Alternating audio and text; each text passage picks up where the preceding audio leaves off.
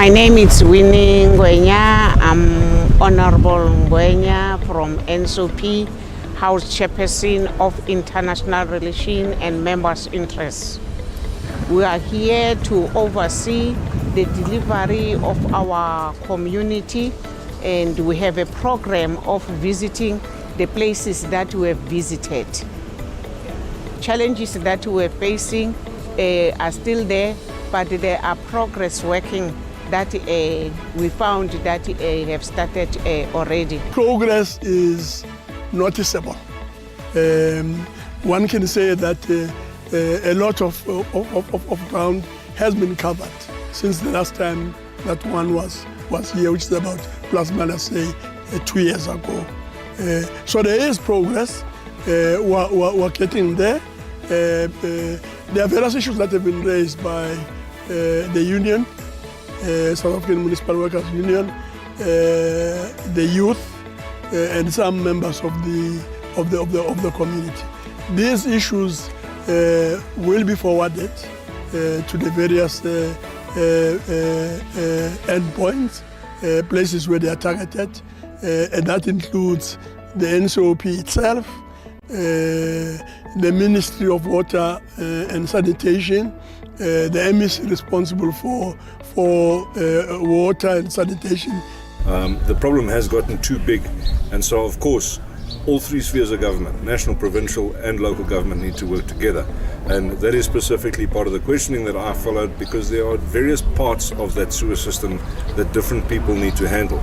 So you've got the pipes that run from people's houses, they go to the pump stations, you've got the pump stations themselves, then they pipe from the pump station up to the main wastewater treatment works and the wastewater treatment works itself. So everyone needs to work together, different people need to take responsibility for different parts of the system, all working together, and no one should run away. I mean, this is drinking water ultimately, this is affecting us, but even worse, it's going to be affecting future generations of South Africans. It's a problem. And then we said, we don't want this to be an exercise. This sewer system, it must be addressed, because it now touches the Metsi Alekwa. It is always in Sebokeng, because all the pipes get to Sebokeng. But now we are here now, we have the SAM, we can see that the SAM is here. Also they said, let's utilize the NSOP so that our voice, the issues that we are raising are addressed speedily. That's why they are here. They are not here to disrupt anybody. They are here to raise the issues with the chairperson of the NCOP in Ntate Masondo. And they believe that if they give them to Ntate Masondo, they'll be addressed immediately. No, the way forward is to take whatever issues that are here, they'll compile the report. That report is tabled in the National Assembly. And then now the relevant ministers must address these issues. Thank you very much.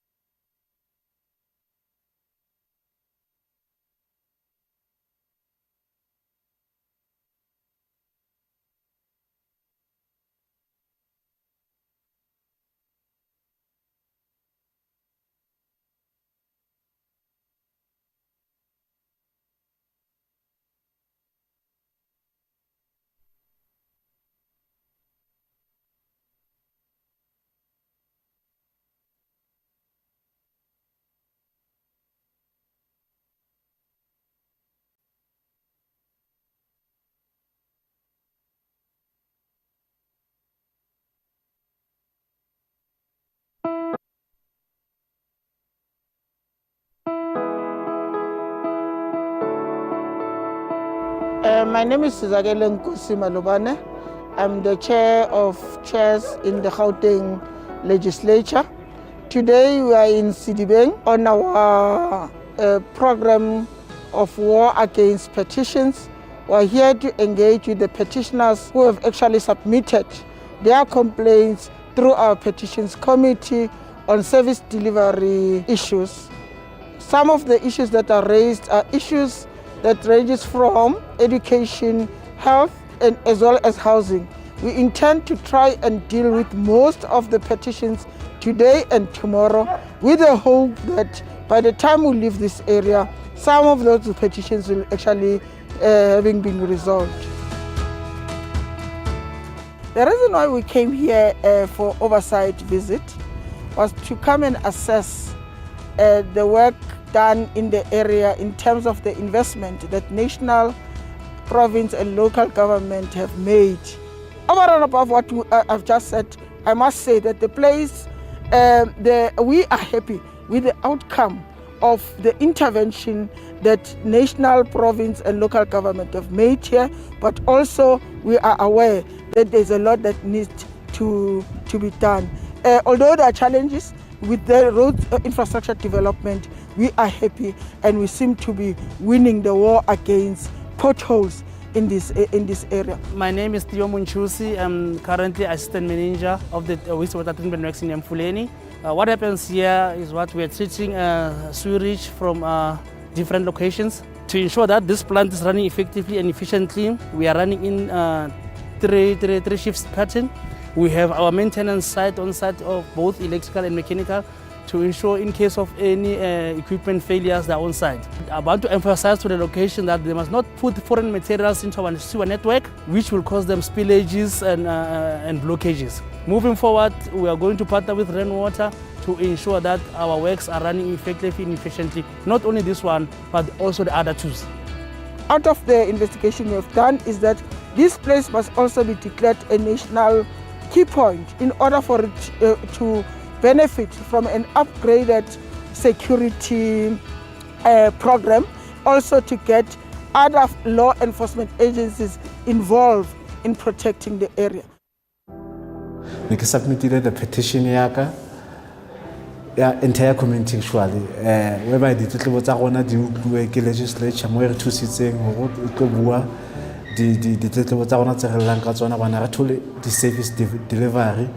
And then most of the Arabic, and I want to thank on that for at least what a solution, whereby the mayor has been given 14 days. I visited the site, and also the other issues that The most touching petition that I received was of people who are still waiting to be removed to a better space, because they are currently living in waterlogged areas. There's a commitment that I made that next week I'll be visiting those communities to check how many households still to be removed to a better land while we are waiting for province to start allocating houses. So that's the most pressing case for me.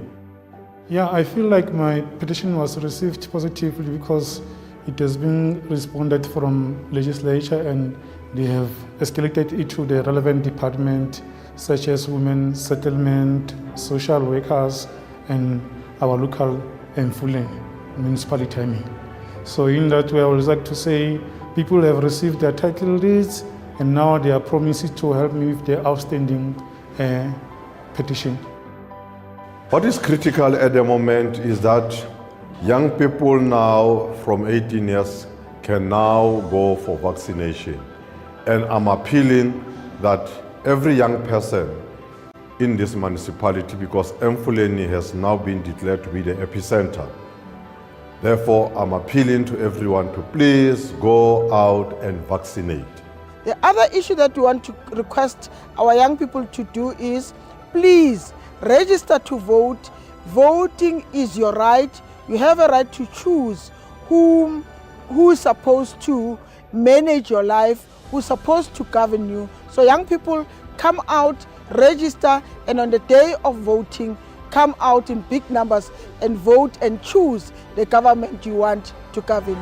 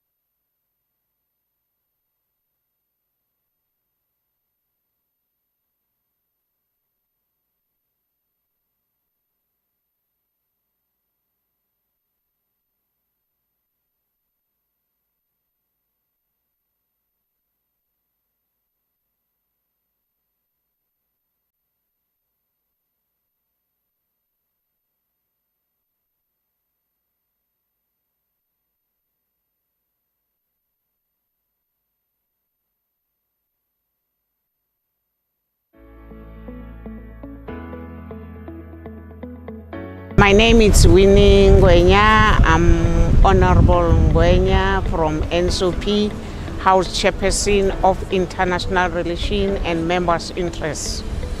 We are here to oversee the delivery of our community, and we have a program of visiting the places that we have visited.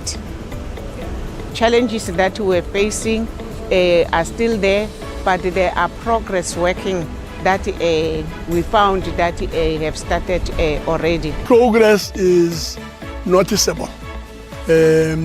One can say that a lot of ground has been covered since the last time that one was here, which is about plus minus 2 years ago.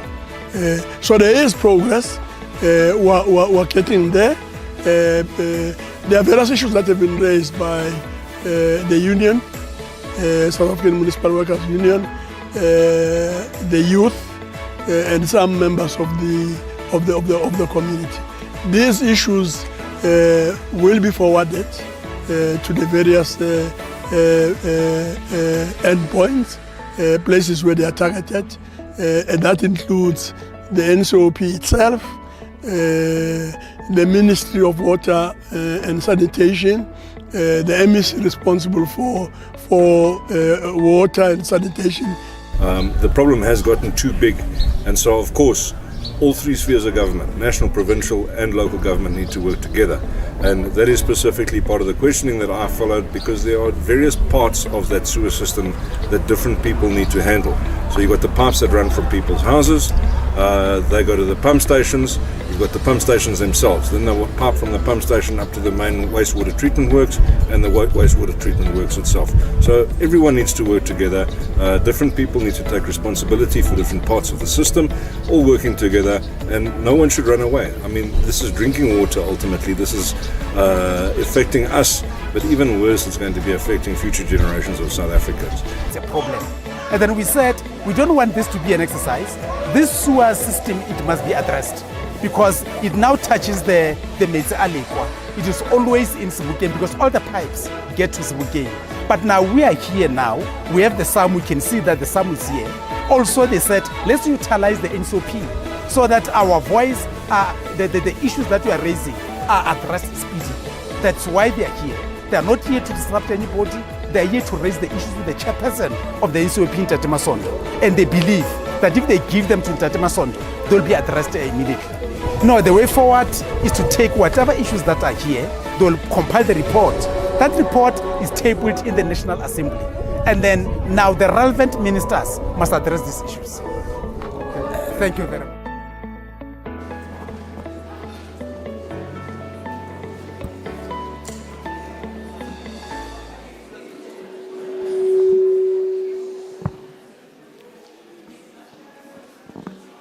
Good morning.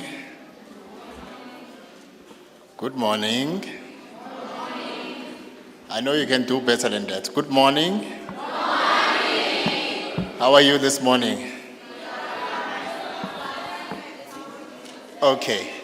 Let us have some few house rules before we start or commence with the program today.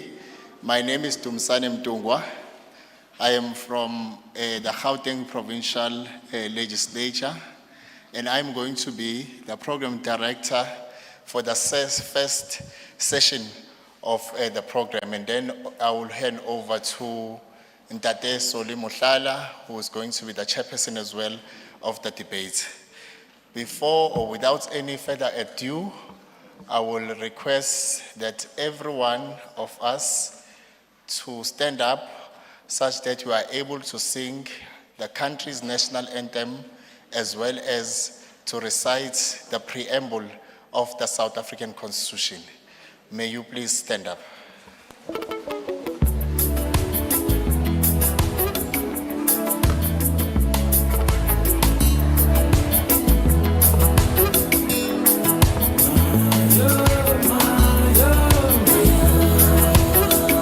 May I have your attention, please? May I have your attention, please? As we stand to observe and sing the national anthem, we are aware of the responsibilities that are associated with singing of the national anthem. Therefore, I'm going to humbly appeal to all those males within the room to take off your hats, and then we become orderly in a way that reflects people or learners within Gauteng that are observing to sing their national anthem. So on the count to 3, we have a recorded play. Can we be attentive? You may play.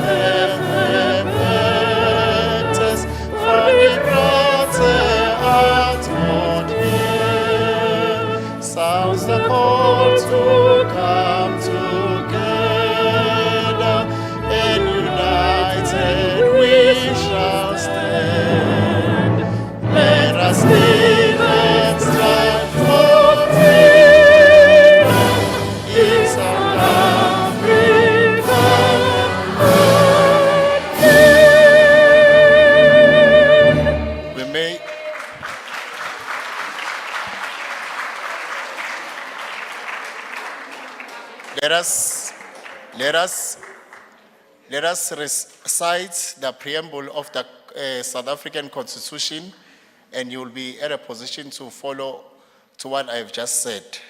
We recite the preamble of the Constitution by saying, "We, the people of South Africa, recognize the injustices of our past, honor those who have suffered for freedom, for justice and freedom in our land, respect those who have worked to build and develop our country, and believe that South Africa belongs to all who live in it, united in our diversity. We therefore, through our freely elected representatives, adopts this Constitution as the supreme law of the Republic, so as to heal the divisions of our past and establish a society based on democratic values, social justice, and fundamental human rights. Lay the foundations for a democratic and open society in which government is based on the will of the people, and every citizen is equally protected by the law, improve the quality of life of all citizens, and free the potential of each person, and build a united and democratic South Africa, able to take its rightful place as a sovereign state in the family of nations. May God protect our people. Nkosi sikelela iAfrika. Maluphakamisa udumo lwayo. You may be seated.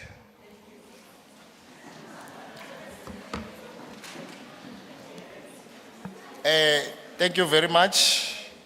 I will now take this opportunity to call upon on stage the chairperson of committees at the Gauteng Provincial Legislature. The chairperson of committees at the Gauteng Provincial Legislature is Honorable Sizakele Nkosi Malobane.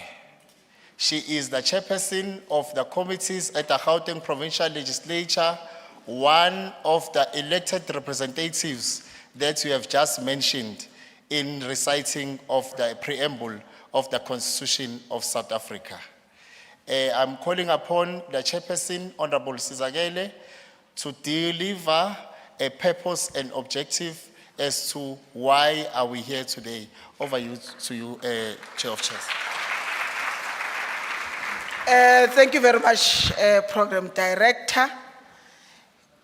Let me acknowledge the leadership from different schools who are here with us, and also acknowledge the district if it is present, in this case the district of the Department of Education.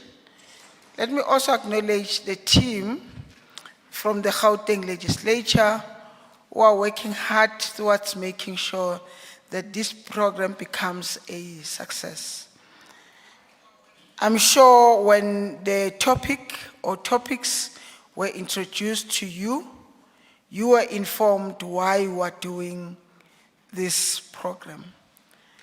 The purpose of this program is to allow young people in our country, in our province, and of course in our region, which is Johannesburg, to demonstrate the things that they've learned about our country's democracy, but to also hear their views or ideas after they've interacted with their books, interacted with their teachers, interacted with other ordinary citizens of this country. But the main purpose is to allow you to be shaped or to be developed in becoming better citizens of this country.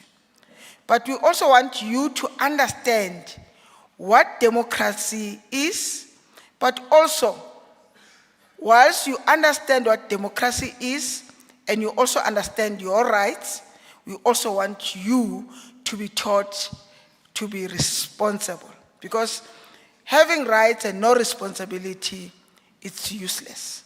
You need to actually understand your rights, but become a responsible citizen. And what is a responsible citizen or a better citizen? A responsible citizen or a better citizen is one that will contribute in shaping his or her country. And how do you do that? One, to protect your flag, to protect, maybe the first one should be protect your constitution through understanding where you come from, like you were reciting, but also understand what some of the symbols, particularly the flag of this country, represents. And that is us. And we protect those symbols from people who might come from other countries to destroy them. We'll also protect the infrastructure that contributes in our development. And as students, the infrastructure that you need to protect is actually your schools, because that's where umthombo wolwazi come from. Do you know what is umthombo wolwazi? You need the well of knowledge, ne? Yeah. Angisho sesabalungu abelungu kakhulu. Lapho esihamba siyophuza khona. A river where you'll go and drink and benefit. Ulwazi. Ulwazi, it's knowledge. Ulwazi, it's wisdom. Ne? So, our job is to then make sure that our schools are properly protected. Protect them from those who want to destroy that infrastructure. I mean, through the tax that is paid by the citizens of this country, including your parents, of course, we are able, as government, to then use that money to develop the infrastructure that you use on a daily basis. This is also one of the infrastructures that was developed using the resources that we get from citizens. So it means this property don't belong to government, it belongs to the people. It belongs to you and me. And it is my job and your job to protect this building. The roads that we travel in, the parks that we play in, and some of you, the houses that we stay in, and the schools that we learn from, are developed by the money that comes from us as citizens of this country. Therefore, it is our role to protect that infrastructure. And when they're sure you protect it. So we are hoping after these debates, as citizens and of course future citizens and future leaders of this country, you'll start understanding your role in making sure that the property that you have invested in are a responsibility yako to protect. And none of us here can say it's mine alone. It is our job. So, a person at destroyer the robots. We can't keep quiet. We can't keep quiet when people burn our roads, but demonstrate. Because those are our roads. We can't keep quiet when people steal chairs from our schools and say about demonstrator. And the sad part, they steal chairs from our schools, but I don't know whether you have seen that.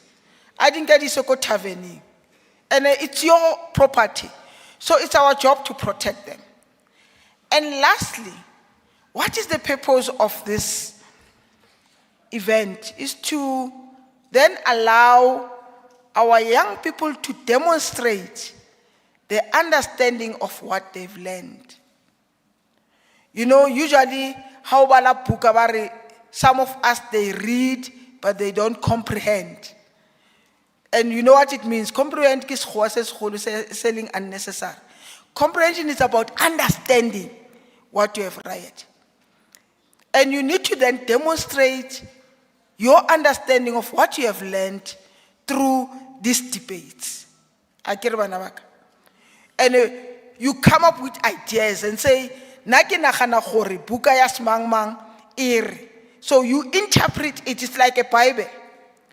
That's why we've got different religious ministers who will interpret the Bible differently because it's their understanding. Same applies to the lawyers. They will interpret the law or the implementation of the law differently because it's their understanding. So through these debates, we test our understanding. You test your understanding through your ideas. And if all of us agree, gore ntho e chong e make sense, it means you have a better understanding than others. I hope we understand each other. But we also give you an opportunity, actually it's the first opportunity, to start researching. You know, at a primary school level or at a high school level. Researcher again. And researching is also about trying to get ideas or understanding of other people. Luna, you are lucky, the research information or research is more in your fingertips. On your phone, on your iPad, you get the desktop, you get information. Rona de reberekisa the encyclopedia. That encyclopedia here, except Baba Bantatlamang. Understand why it's about. I wonder if you can use an encyclopedia like us. You know that. Because no lazy person can use an encyclopedia. Because you really need to go almost halfway to understand some of the things that are there. So now you are very lucky. And we want you to continue to easy for you. May I then, I hope that you understand, but you are also using first the voting as your right to vote and choose mang or utlo leader your country. Ne? So our debate today is about that, but in future there will be other issues that we'll have to debate. So today, voting is a big issue. Let's demonstrate, let's show each other why should we then use voting as a tool of democracy. But also, you'll also try and polish your language. Language is about communicating and making other people understand you. Someone was, people last week in a trend, and I'm closing a program director. This thing about cholera and water in Hammanskraal. There was this lady who was saying, hey, water in Hammanskraal is T. I'm sure you remember her. And so you go to the toilet and say, brrr. And people were laughing. You know why people were laughing? It's because they understood what she was talking about. Language is about making other people understand what you're saying. I get it? So you make communication easier. So despite water being tea, you know, at some point I didn't even understand what does she mean when say water is tea. My PA, my daughter, make me understand. No, it's because metsi a tshwana le tea a o itshetse lebese, ne? But how many people understood? Majority of the people understood. That's why we laughed at her. And the message that she was communicating to us was received. The authority did understand the kind of water services were providing to the people of Hammanskraal is substandard. We understood her. We also understood the kind of water services were providing her. Yabakudisa. Productive. You must go and stay, go toilet and say prrr. You must go there and say prrr. And but I understand it. Take it as a joke, but it was a serious message that you got from those people. So whatever you're going to say today, you might be debating, you might be competing amongst yourself, but the ideas that you'll be coming up with, the important morona. And no one is stupid. So all ideas that will come up today, thank you very much.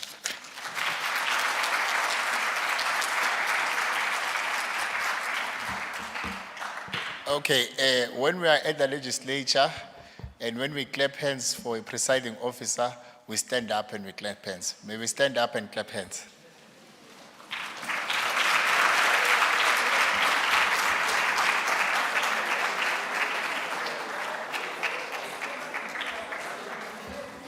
Okay, you may be seated.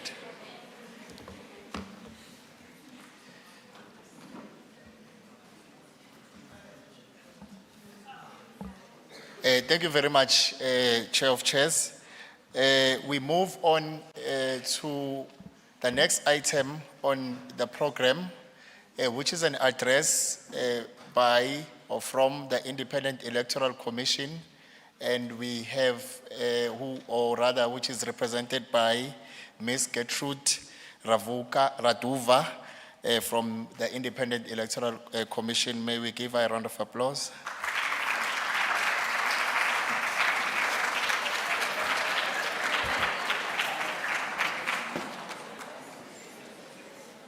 Thank you very much. Thank you for the invite. It feels so good. We feel honored to be part of this event as IEC. Now, my name is Gertrude, as alluded by Program Director Dumisani.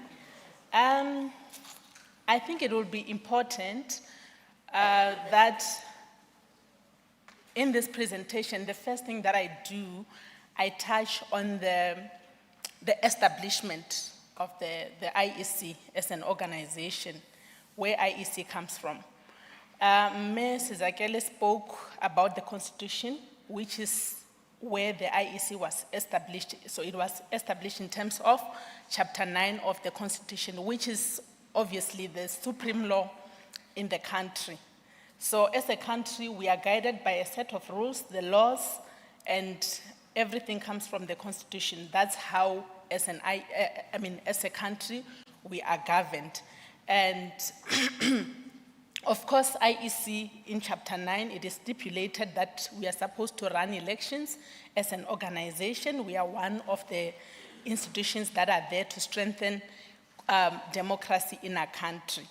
Now, we've got many other institutions within Chapter 9, such as Auditor General, Human Rights Commission, Commission for Gender Equality, amongst others. So IEC is part of the Chapter 9 institution, so that's where we come from.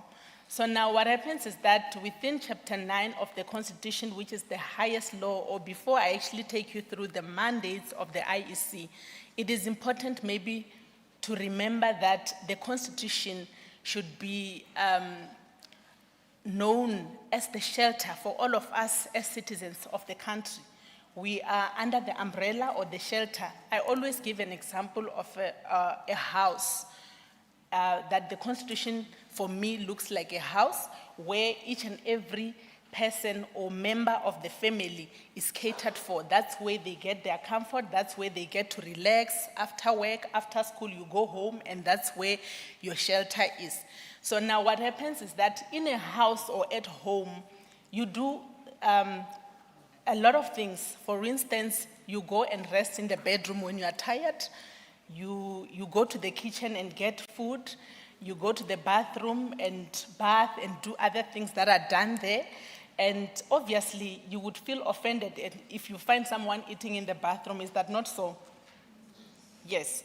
So it is for that reason that each and every room in the house should be respected to do things that are relevant. Right? So now the Constitution is also there to cater for each and every department differently, and as departments that are catered under the Constitution, we need to respect one another. Like for instance, for example, I'll give you the SAPS, who are there to enforce law in our country, the Electoral Commission, of course, who are there to run elections freely and fairly. Imagine if now SAPS comes now and interfere with our processes. Will that be fair? No, it wouldn't be. So it's always important that as citizens we respect the various departments to do their jobs or their duties without favor, fear, or prejudice. So it is important that we all look at it in that manner. So that is the Constitution, and that's how you need to look at it. And of course, in the very same Constitution, we also find the Human Rights Commission under Chapter 9, and that is where obviously we know that the Constitution, I mean the Bill of Rights is there, is the cornerstone of democracy, and it is there to enshrine our rights as citizens. So we need to also remember that we've got the Bill of Rights, that's where all the rights of citizens are stipulated.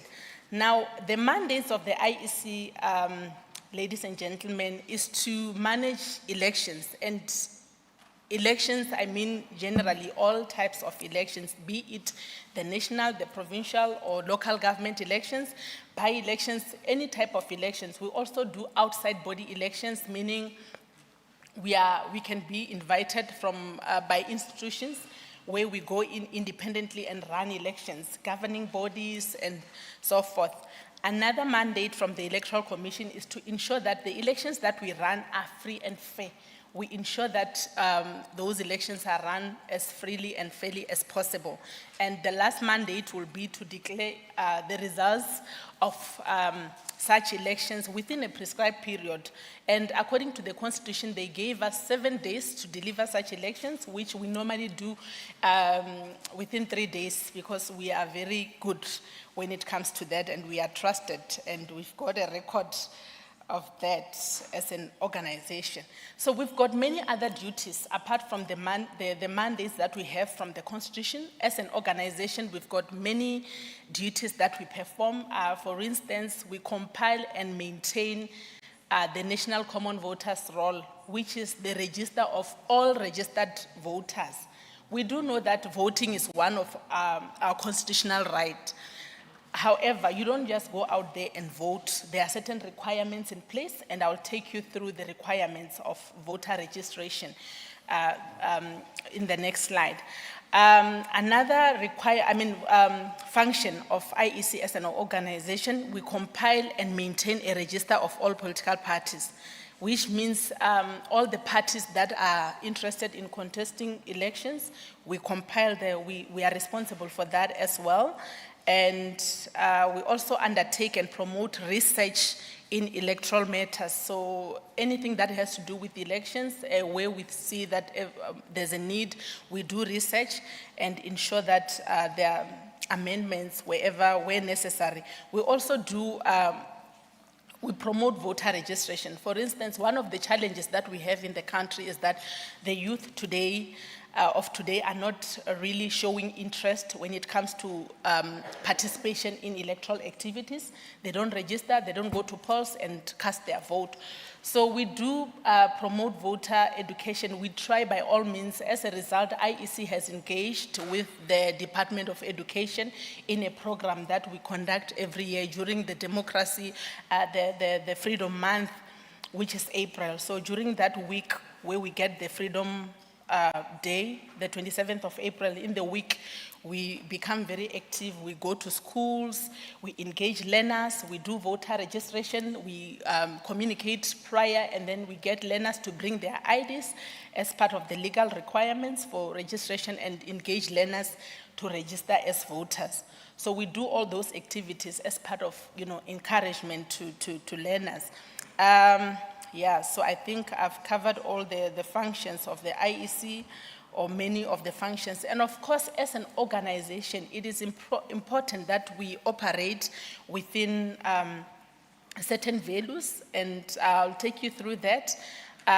We don't just operate, so there are values. You would understand that the nature of the job that we do, we've got various stakeholders such as political parties that are also taking part when we run elections. And if we just run them, however, we might end up,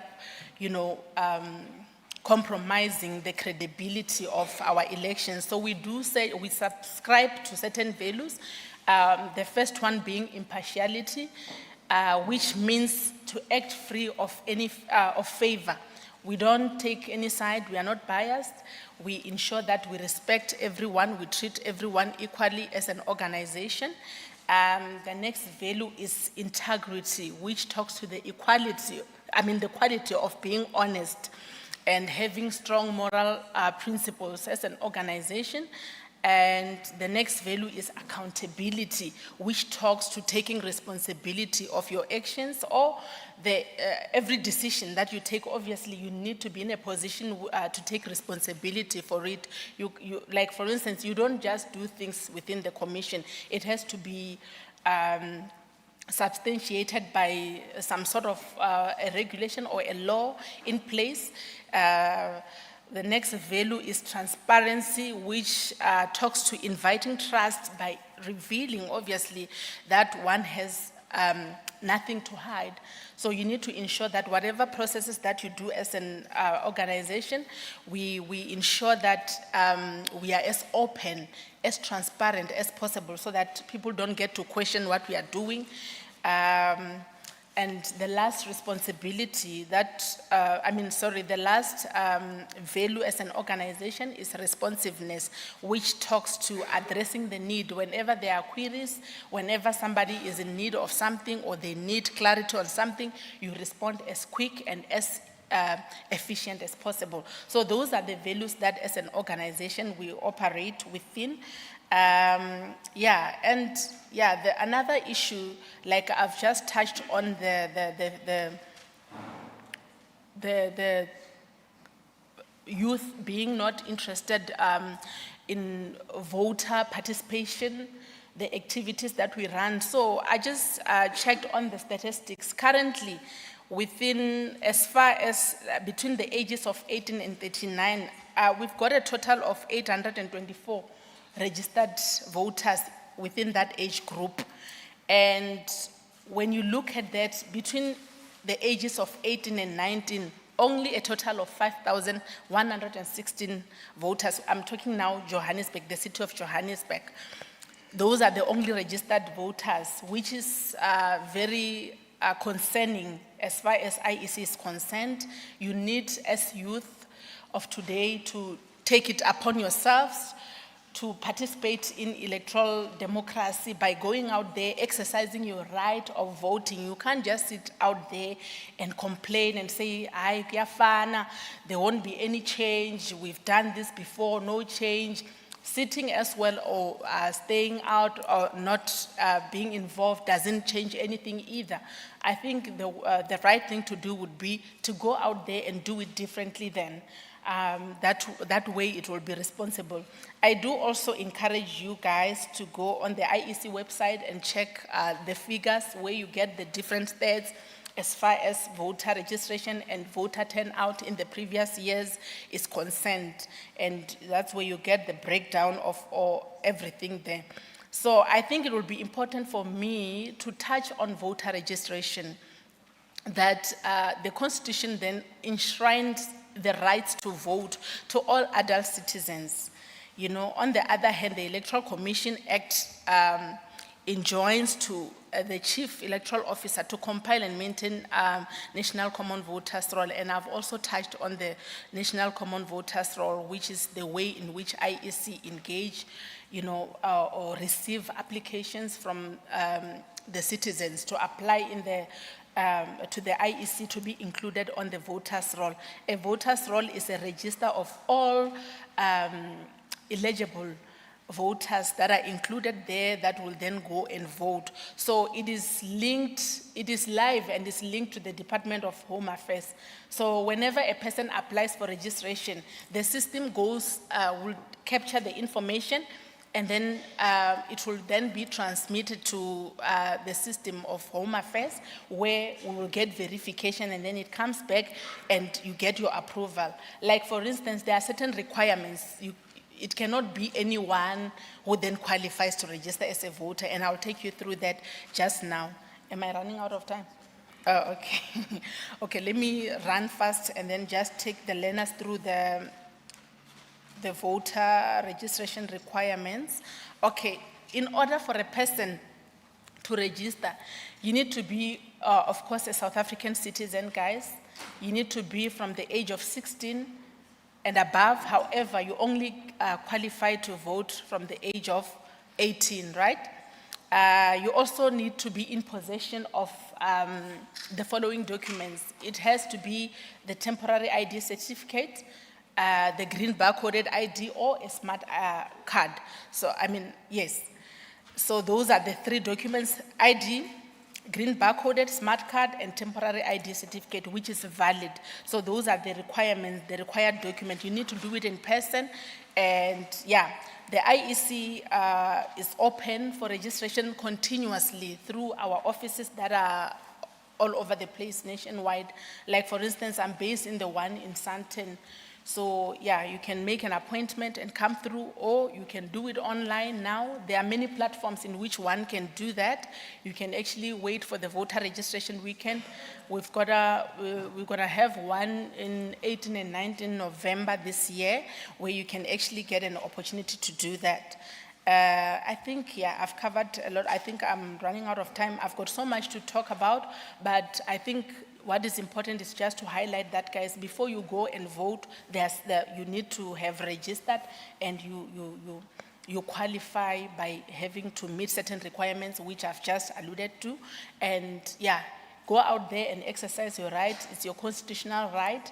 Don't ignore these rights. Some people suffered for this, for us to be where we are today. And I think Mrs. Akele talked to that. I hope it makes sense. Thank you very much, Mr. Program Director.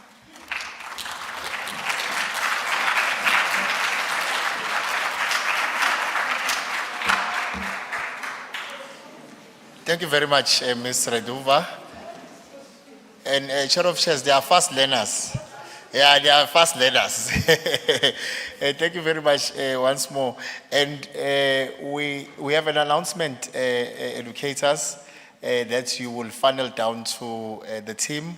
This session is live on YouTube. It's streamed live on YouTube. And this presents an opportunity for you to indicate to the school principals as well as the respective schools you are representing, such that they can be tuned in. But moreover, it also provides an opportunity for you to indicate to your parents at home, such that they are able to watch you live debating and speaking towards the Chair of Chairs said. You need to be ambassadors of your own schools on the area of ensuring that we preserve our school infrastructure in our respective communities. So without any further ado, we have concluded with the first part or the first session of the program.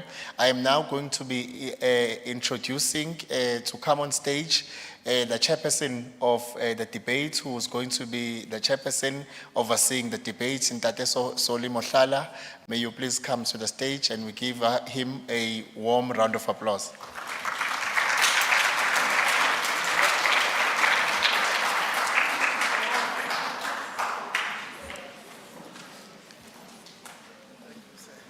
Thank you, Mr. Mohlala. From now on, I am handing over the baton to the chairperson. And before I do that, and I'm sure I'm joined by IEC, I'm joined by the Honorable Chair, of wishing you good luck with the debates. And over to you, Mr. Mohlala, who will also be introducing our adjudication panel in front of us. Thank you very much.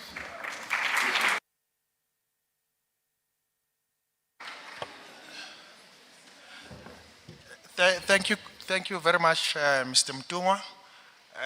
Ladies and gentlemen, learners, educators, before I can start, may I request that we stand up so that we indicate that how are we going to work towards the clapping of hands.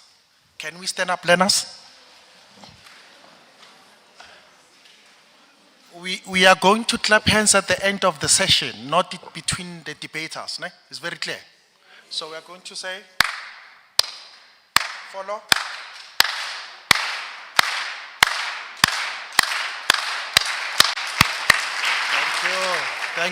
Thank you. You may sit down. I just wanted to break the ice of fear. Ne? Yeah, it's good to break the ice of fear. Between the debaters, we are going to ensure that we just snap our fingers. Ne? If you are interested and then you find out the debaters has done better, you just, that's it, that's enough. May I request that we request the following schools to bring their debating list. Kensington Secondary School, you may write your list, 6 debaters, bring them forward. And then Siabonga Secondary School, you may be busy. While you are busy doing that, may I say this, please note that the first school to be called will sit on my right-hand side. It means that the first school, it will be the affirming team, the proposing team. The affirming team. So it means that Kensington will be the affirming team. And Siabonga will be the negating team. So Siabonga will sit on my left-hand side. So may I request that we get the list and make way to the table, and then request that the participants or the debaters must switch off their cell phones, and then the audience must put their cell phones on silence. And if your phone rings, we're going to have a problem. We'll request the services of the IT to remove your battery.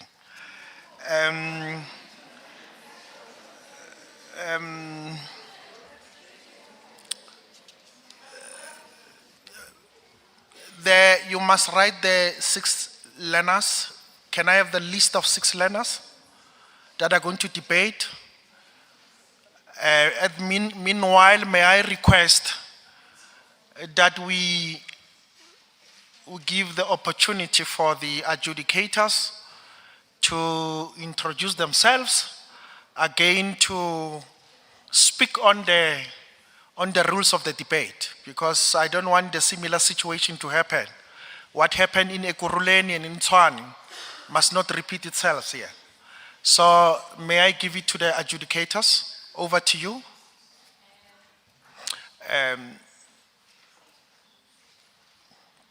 Yes, you may continue. Yes, on the side.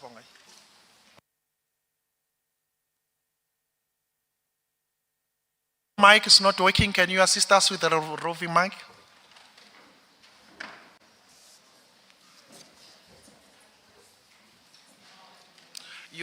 Please, may I request that maybe you stand up and look at the audience and introduce yourself.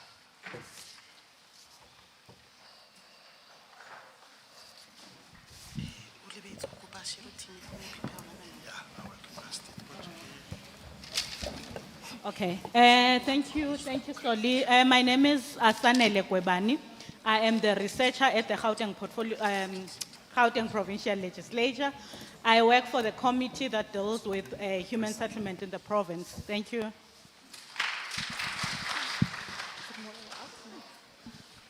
Good afternoon. My name is Ntabi Singh Soroba. I'm also from the Gauteng Provincial Legislature, and I am the researcher for the Portfolio Committee for Infrastructure Development and Property Management. Thank you.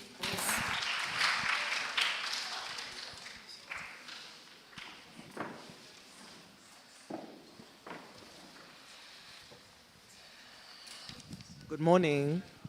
How are you? I'm all right, thank you. My name is Dineo Nkomo, and I'm the researcher that supports the presiding officer, chairperson of committees who are speaking in the opening.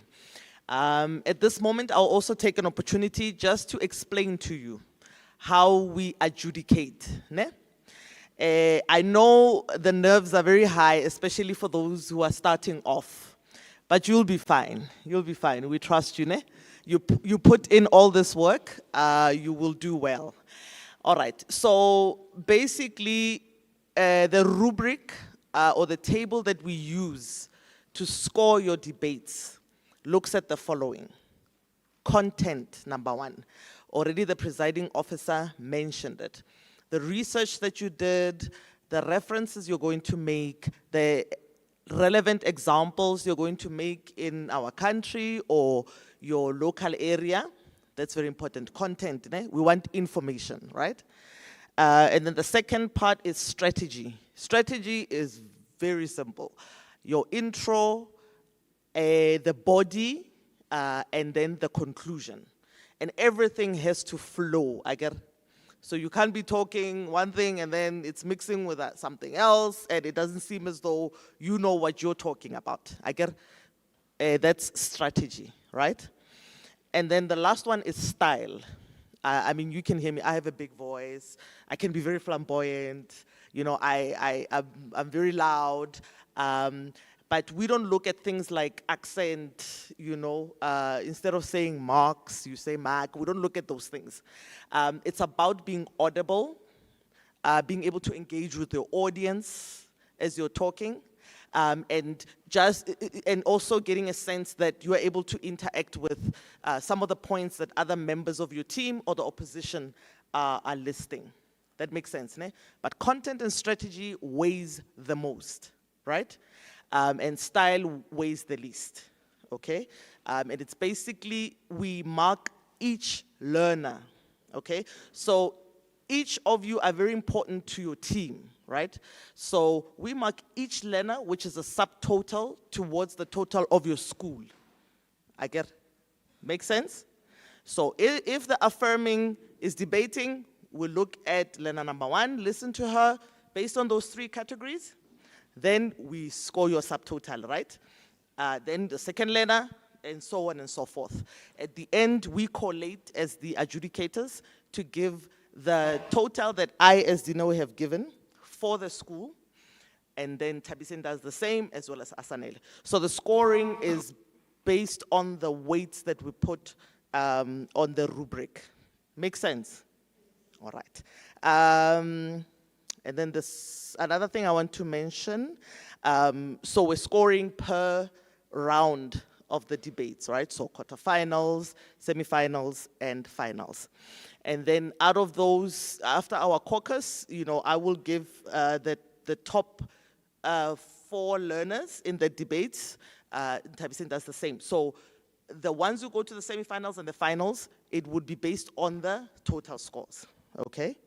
Now, because you are the first team that's in front, they're not going against each other. It's about the quarterfinals, okay? So that it's gonna be the top 4 schools from the total of 5 schools. So we're not going to say the schools that are up there now in front, they are against each other. No, that's not how it works. It's about the actual scores at the end of the quarterfinals, the same with semifinals and finals. Make sense? All right, so don't be surprised if you were in the second team of the quarterfinals and none of the 2 teams make it that will be in front, okay? Makes sense, right? All right. So because you are odd numbers, there's 5 schools today. One of the schools unfortunately pulled away this morning, but that's fine. What we're going to do, we're gonna have a shadow team that will be debating, just so that the 5th school is not talking to themselves, right? One of the teachers indicated that you are aware what shadow team is. It's just for ceremonial purposes. They're not going to be scored. It's just to make sure that there's actually a debate atmosphere continues, right? Okay. All right, so I'm done. This is your time. Seize it, make the most of it. We are here for you to internalize what you're saying, to consume your debates and reflect on them. You've put in all this work, make the most of it. Enjoy. Thank you so much.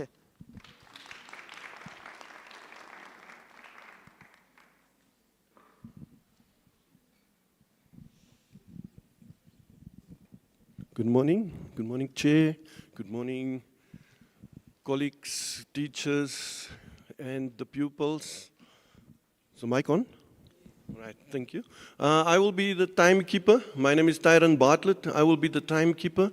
And just to explain to you guys, I will be sitting over here next to Chair. And this is my little paper that I'm going to be using to assist me in terms of the time. So as it has already been previously explained to you guys, your first speaker gets 4 minutes. Then the rest of your speakers will get 3 minutes. All right? When it gets to 1 minute, I will indicate there is 1 minute left. So then you will know that now it's the time that you need to start wrapping up with your statements, all right? Then at the end of it, I will then get to 15 seconds left. Once I'm saying 15 seconds, then you now know I now need to conclude, okay? All right, so that's all I'm going to be saying. I'm going to be saying 1 minute, or I'm going to be saying 15 seconds, okay? Then you wrap up, and then your time is up. Everybody understand the timekeeping rules? Everybody's happy with the timekeeping rules? Okay, thank you, Program Director. Thank you very much. I thought maybe we will give them a serious round of applause because they are adjudicators. Thank you, thank you, thank you. Thank you very much. Thank you. I hope it was very clear. We will, after the competition, still maintain our relationships. But I was safe to say that thank you very much for being here, for accepting the invitation from the GPL, for participating in the debate. And then we are all the winners. Unfortunately, the transport that we are going to use for winners is only a 2-seater bike. So we'll need 2 people to go. But all of us were winners. Let me just explain. We are seated by order of the list, isn't it? Relebogile. Oh, is that there? Oh, it goes this. Okay. Relebogile, Mivuyo. Okay, Bianca. Khalalelo. Sorry for that. Dino. Okay. And then Khoto. Okay. All right. Let's sit in order. Let's sit in order. We know that only 4 participants will be speaking. They already outlined that the first speaker has 4 minutes and others will have 3 minutes. And then on my left hand side, Siyabonga Secondary School, Mhlanga Gift. Can we start in that order or we start here? Can we start in that order? Okay, okay, no problem. At the meantime, let me just indicate that since while we're having 5 schools participating today, we need to start be busy with the shadow team so that we don't find ourselves wanting when the time has come. So let's start be busy to delegate those individuals that are going to form a shadow team that will participate with Skotipola Secondary School. A shadow team, it will just assist. It's not going to be marked accordingly. Thank you. Thank you very much. Okay, we have the list here. Siyabonga Secondary School. Let's hold on Nompumelelo. Okay. Can we start that side? Because automatically this side they're in order. Can we move this direction? Start 1, 2, 3, 4. Because automatically they've done it. So you will be speaking. You need mic so that you will be audible. After your presentation, then you switch it off. We continue to another person. May I check, Mr. Bartlett, are you ready? And then, are you ready? You are starting, are you ready? There is a question. Okay.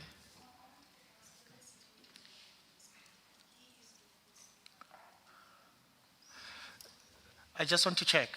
The list that you gave me, are you going to debate according to the list? No.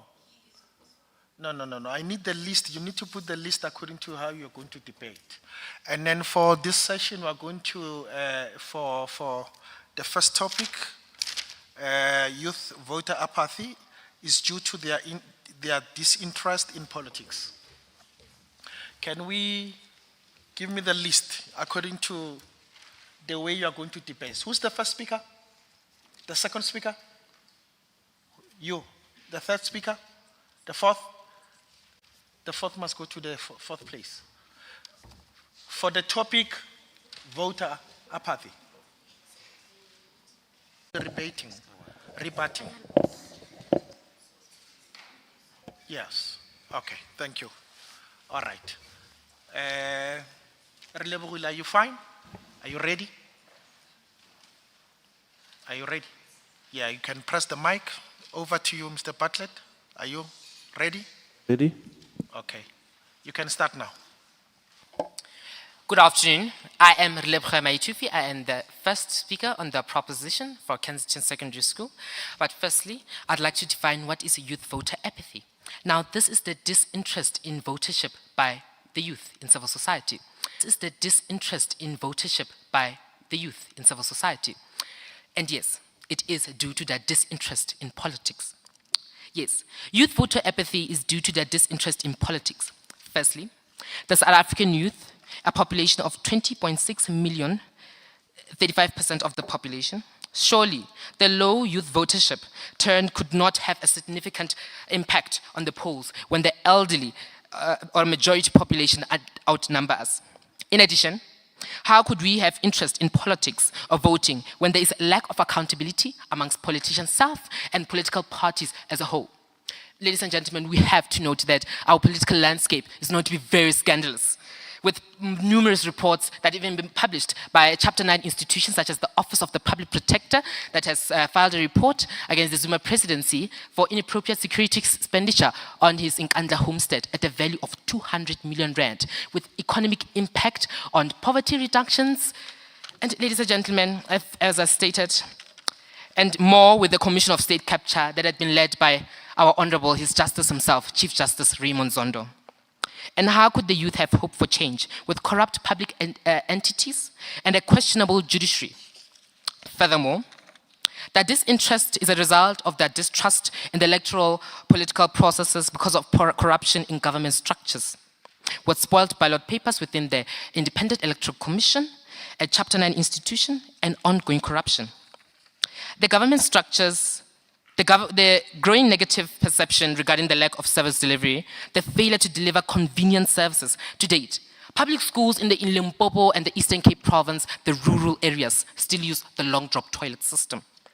And what about our little brothers and sisters that are at ill health, that risk of ill health, the bacteria that they may catch, and the crime rate with a high rate reported by the South African Police Service?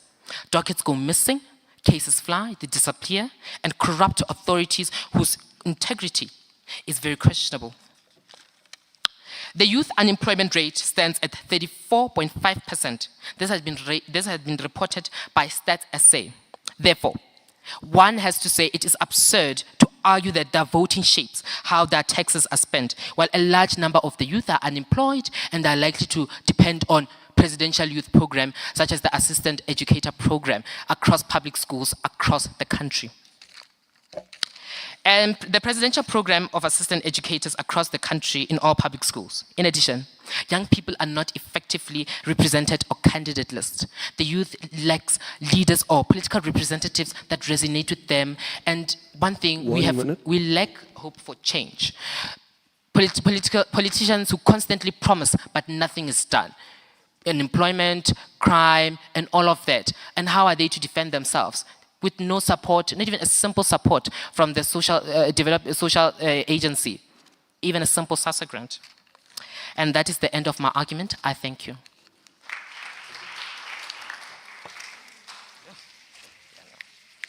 Don't forget, please, don't forget, you will be penalized. Siyabonga. Letsholo Nompumelelo. Over to you, Mr. Bartlett. Greetings, everyone. My name is Nompumelelo Litulo, and I am the first speaker of the opposition house.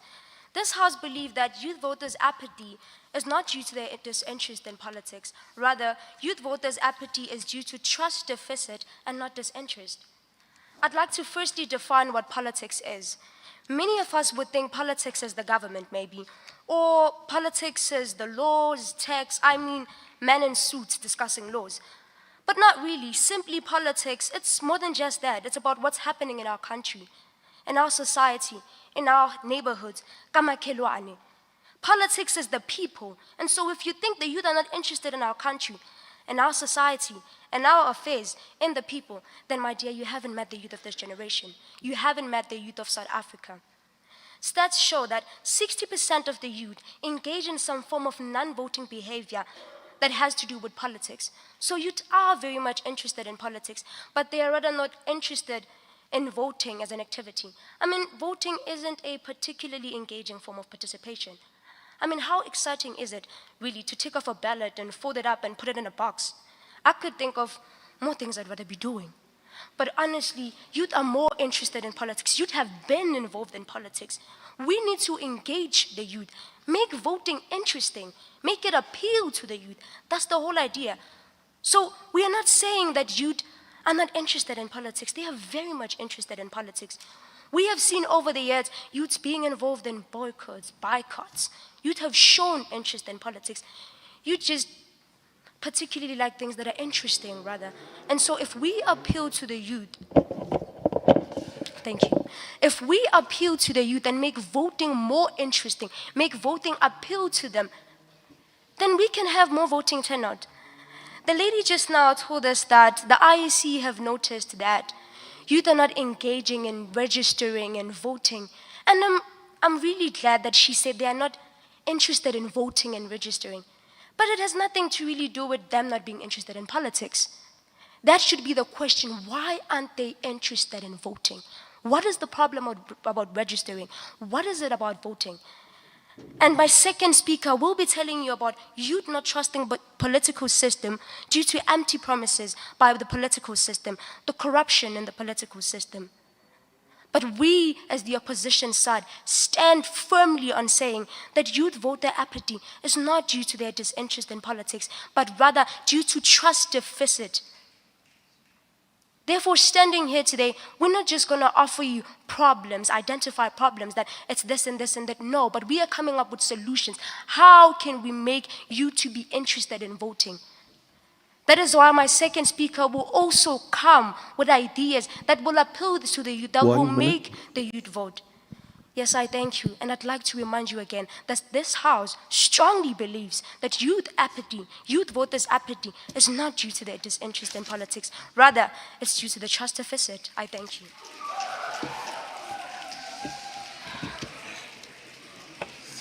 Thank you very much. I'm happy that the house is starting to warm up. Thank you. You can switch off your mic. We are going to Kensington. Mivuyo Mpagama. Over to you. Good day, everyone. As the chairperson already said, I am Mivuyo Mpagama, and I will be the second speaker of this debate. Why should the youth? Oh, sorry. Thank you. Why should the youth be interested in politics when they are not given a chance? The youth is not given a chance. We do see a lot of politicians normally approaching older people, approaching the elder generations by giving them blankets, giving them food parcels so that they can attract the older generation. How do we expect the youth to be interested in politics when they are not given a chance, just like the older people? Number two, there is no relatability in candidates. They can look like them, think like them, act like them. Until the youth sees relatability in parliament, they won't find interest and won't vote. If we check most of our politicians, we do see that these people are around the ages of 50, 60. How do we expect our youth to actually be interested in people that don't have solutions of the modern day? They do not think according to time. The youth wants representative. They want to see people that can actually think the way that they would like to have things implemented in society. Number three, also the government focuses on today and forgets about the future, which is the youth. The government normally focuses on what is happening today instead of thinking far ahead. They are not thinking about what will happen in the future. They are not thinking about the youth. They are only thinking about what is happening today. We have to take care of the elder generation. We have to take care of whatever is happening today. They are forgetting that there is a youth that they also have to accommodate so that we can actually have a more diverse society. We can have actually... 1 minute. Thank you. We can actually have more engagement within the generations.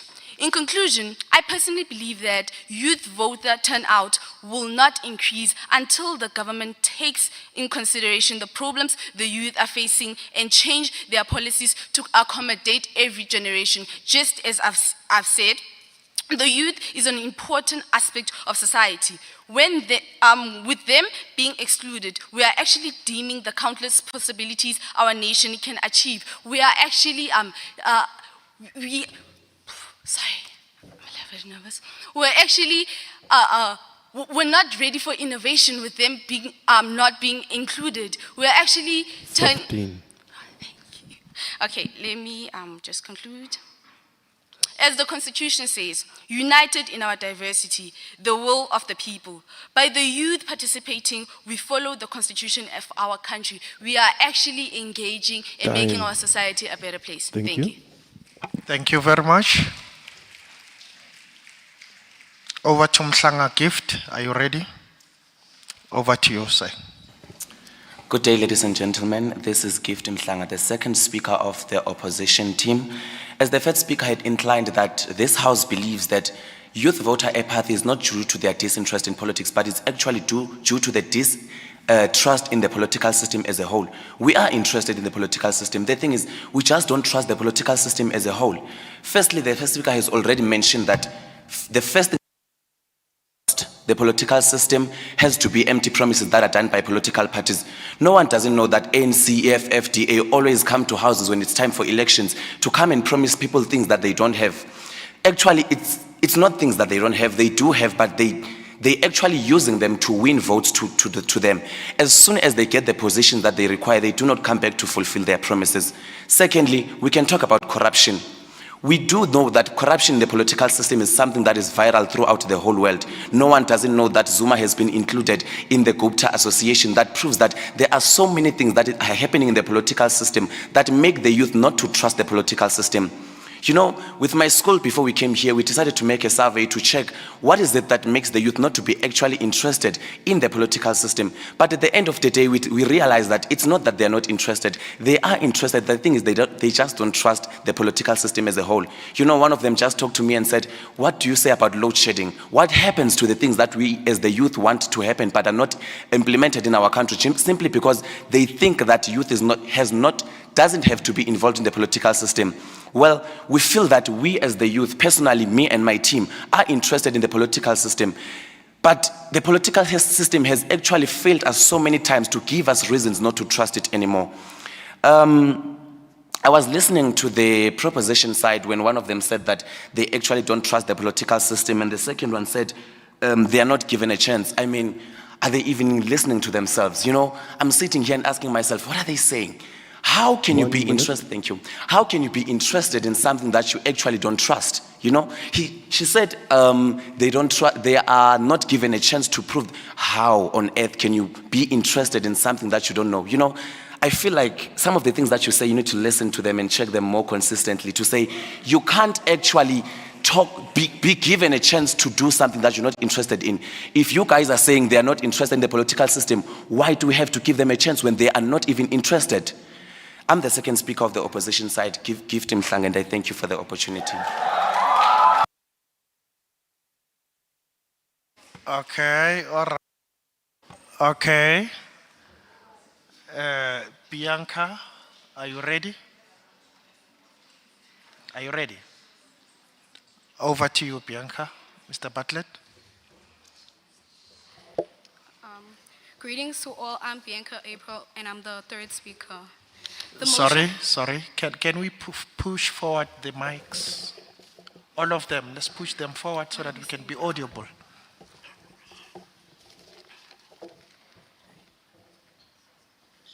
The motion, The motion apathy implies a complete lack or interest or concern. However, it fails to take into account the structural barriers that often prevent youth from participating in the political platforms. Many young people face challenges such as limited access to information, the lack of understanding the political landscape, or a feeling of disconnect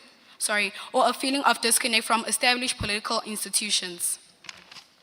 I would now like to give an example of a person who lacks concern in politics. Jason Ivan, who is a college student at Potchefstroom, feels detached from the political system due to a perceived lack of representation. He feels that politicians cater primarily to older generations and neglect the concerns and priorities of the younger generations. Jason sees political campaigns as irrelevant and unrelatable to his life. And I firmly agree with him, because our voice will not be heard or acknowledged as a whole, because they cater more for the older generations. I would now like to also quote what a student from UCT said, Sarah Marks. She said that she believes that politics is a corrupt and ineffective system. Reason being is her feeling disillusioned by the constant scandals and dishonesty displayed by politicians. She believes that her vote won't make a difference, as they don't stick to their promises. Instead, they leave them unattended. She advised youth to not participate in elections, but to stay out of the political activities. Instead of voting, they should spend their time and energy on personal pursuits and activism outside of the political realm. With the recent study conducted on the 21st of April 2020, young people have the lowest turnout increase to a peak of 50, and then it falls again. Ever since 18 years old were allowed to vote, this has not been taken seriously. 1 minute.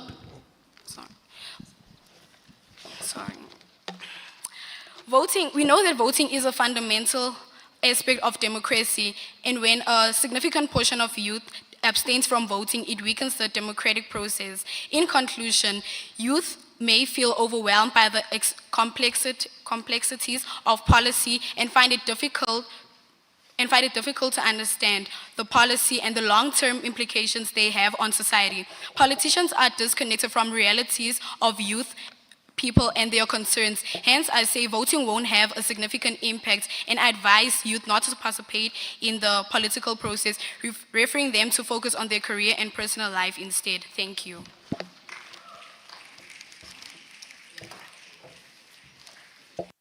Thank you. Thank you very much. Siabonga, we are going to Malibugo. Terence? Mazebogo. Okay, that is not clear. I greet you all. My name is Terence Mazubuga, and I am the third speaker of the Opposition House. I'm here to summarize what the first speaker and the second speaker had mentioned. The first speaker had mentioned that young people are interested in politics, and we often see that by their participation in activities that include politics in them. We at our community have once experienced young people protesting against an incident that had happened in one of the schools in the community where Elena was allegedly molested at the school. To show that they are interested in politics, they kept on engaging in that activity and making sure that Lena receives justice. So youth have been involved in political activities, clearly portraying their interest in politics. But because of the glitches in the system or in the political system, that reduces their interest, such as corruption, as my before speakers had mentioned, corruption and trust deceit. They have lost trust in the political system, so therefore they find it useless for them to go and partake in elections. We believe that if the voting process would be made more fun and the voting stations can include vibrant music, that would be able to elude or try to bring youth voters to the voting stations and partake in voting elections. Exciting programs should be brought in our communities to make sure that youth are constantly engaging with the political system, sharing their ideas. In our school, many of our young members in our school have great ideas about the country and have great ideas of how to fix many of the problems we have, but there are less programs that come out there and listen to their ideas and try to come up with a solution and implement those ideas. As the first speakers have mentioned that youth are interested in politics because they cannot be disinterested in the state of their country or in the state of their surrounding area. So we strongly believe that young people are interested in politics, but due to the trust deceit that is currently taking place in the political system, they are made to be disinterested. I thank you. Thank you. Now we go for our last speaker, Halalelo Langa. Khotsondlovu. Khotsondlovu. Okay, all right.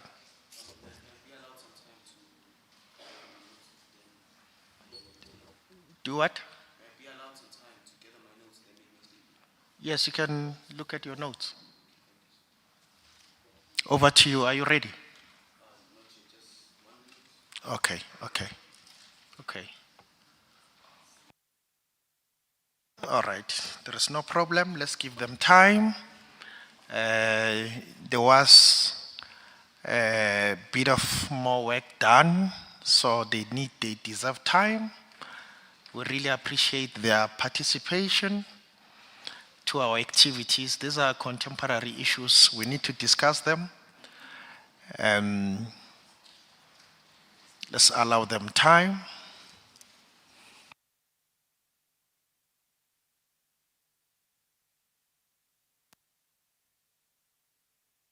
On your mic.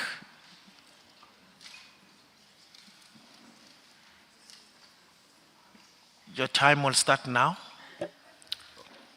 Okay, afternoon people, morning people, my name is Koto Lovo, and today I'll be on this side of the argument. First off, the first speaker of the opposite team had said that the youth of today actually is involved and actually is interested in politics. And what I want to say is that why are they not voting if they actually are interested in politics? Because I believe that voting actually is the pinnacle or the best way to contribute to a society. As you've already said, that the youth of today actually does want to contribute to the society. So why are they not voting? Because that's the ultimate way to do so. That's the ultimate way to express your right. That's the ultimate way to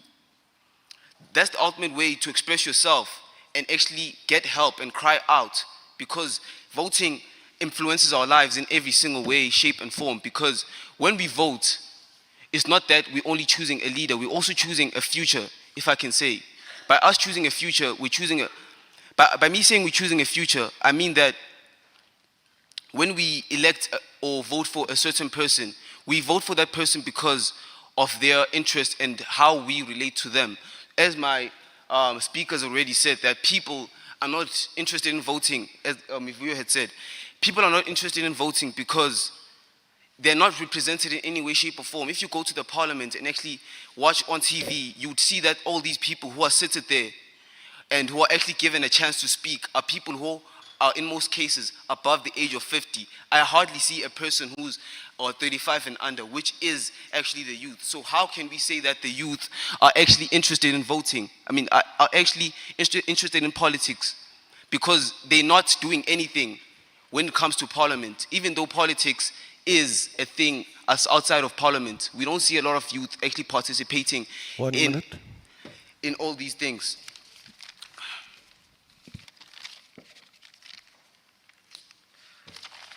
The second speaker had said on the opposing team that we should make voting more fun, we should make it more appealing. But then I would like to say that voting is a right and also a responsibility at the same time. As the person that was speaking over there had said, since it's a right and a responsibility, it's not supposed to be fun or exciting. It's something that is supposed to appeal to us as it is, as it influences our lives in every way, shape, and form. And that's why I believe that youth, people who are part of the youth, or people who make up the youth, are not interested in voting just because they're not represented well 15. in parliament, and just because they're not represented well by the people they are supposed to be voting for. Thank you. Thank you, Thank you, Ndlovu. Now we go to Siabonga Secondary School, the last speaker, the fourth one. Sibela Takhalutso. Greetings to the House at large. Before you is Takhato Sibela, and I am the fourth speaker of the opposition team. Well, the first speaker of the proposition team had mentioned a population of 26 million, only 30%. Well, what does 30% do? You didn't state that, you left us some information. And then the first speaker also stated that scandals and numerous reports, 200 million rand in Nkandla from Jacob Zuma. Well, you cannot punish the whole system because of one person's mistake. I mean, they are human too. The speaker had also mentioned poverty. Poverty is a state of mind, not a situation.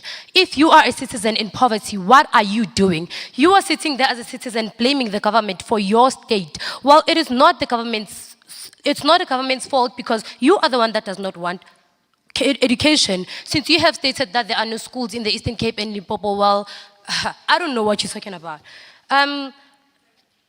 The first speaker had also mentioned youth unemployment.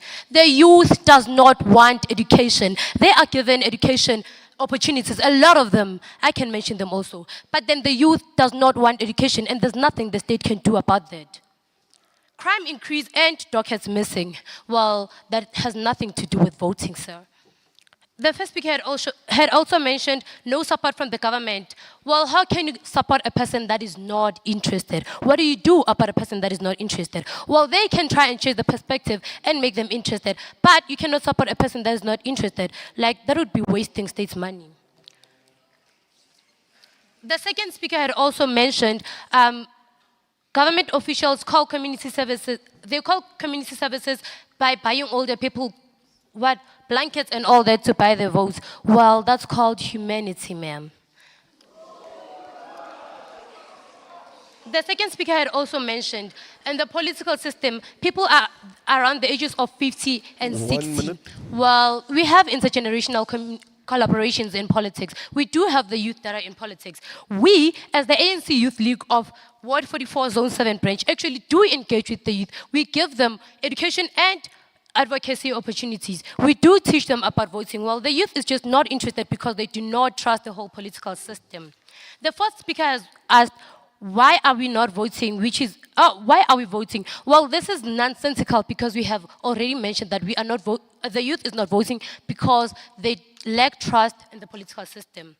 The last speaker had also mentioned that how can voting be fun and interesting? But they had said it should appeal to us. How can something appeal and not be fun and 15 interesting? seconds. I thank you.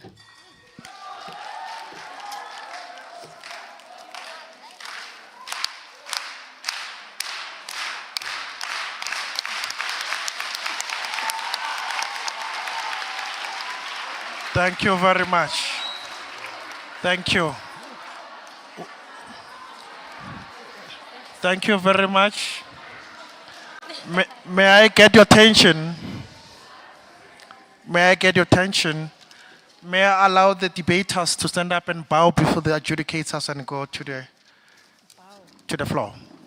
Can you bow to the? Yes. Thank you very much. Round of applause.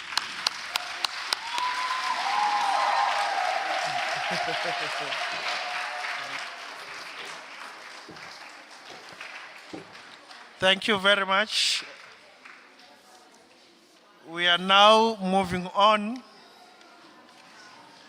As we move on, may I request Khatelopile Secondary School on my right-hand side.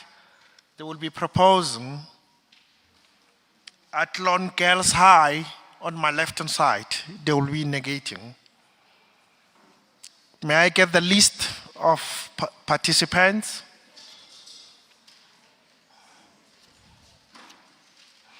At the meantime, let me just indicate that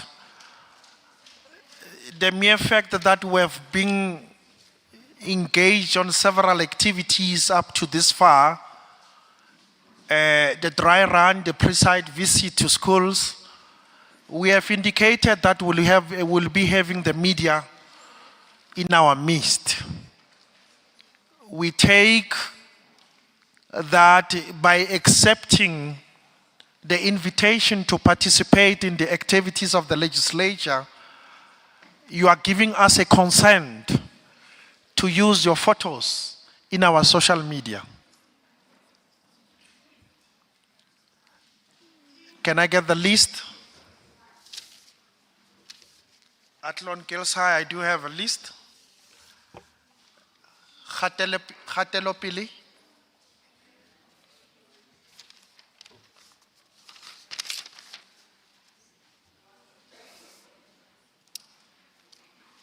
And let's make sure that we sit according to the list that is provided. Let's make sure that we sit accordingly.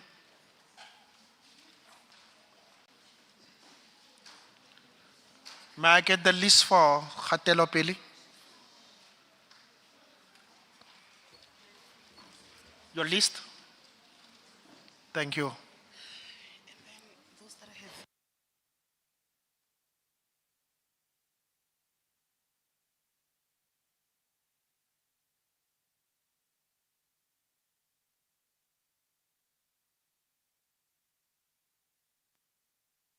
Thank you. Let me just confirm. Kgatelo pele Dumisani Chauke. Thank you, sir. Nomalanga. Neo. Vuitumela Makau. Tsanolo. Happy. Okay. Athlon Girls High. Edna Kanda. Akhona Ndaba. Joyce. Esther. Nomatemba. Busisiwe. Okay, thank you very much. May I indicate that when we're going to use the visual aids to display when there is a presentation, it's much better to present behind the person who's speaking so that it can be captured on the TV. So, yes, your visual aid will be presented, will be displayed behind the person. We will start with Kgatelo pele. The mic, yes, it's ready. Are you ready? Can you put it on? All right, thank you. Mr. Bartlett? Oh, you can start. Greetings to you all. My name is Tumsane Chauke. I'm here with my teammates, Bitumelo, Neo, and Jasmine. I'm here to talk about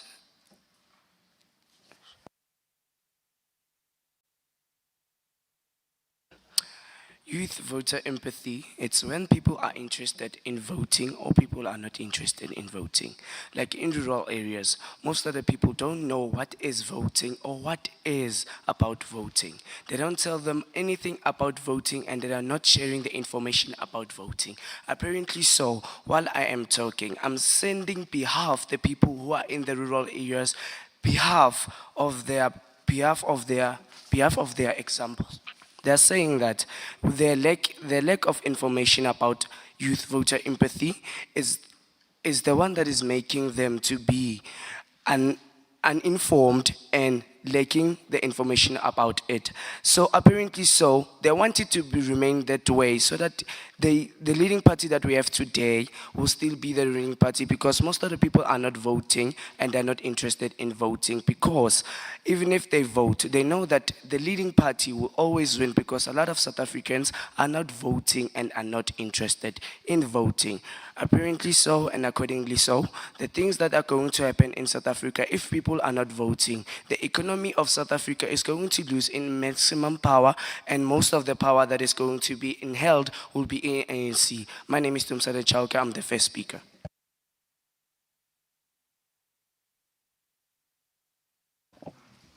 Thank you very much. Over to Athlon. Edna, are you ready? Good morning to the House at large. My name is Edna, and I am first speaker of Team Opposition. Voting. What is voting? Why should the youth care for voting?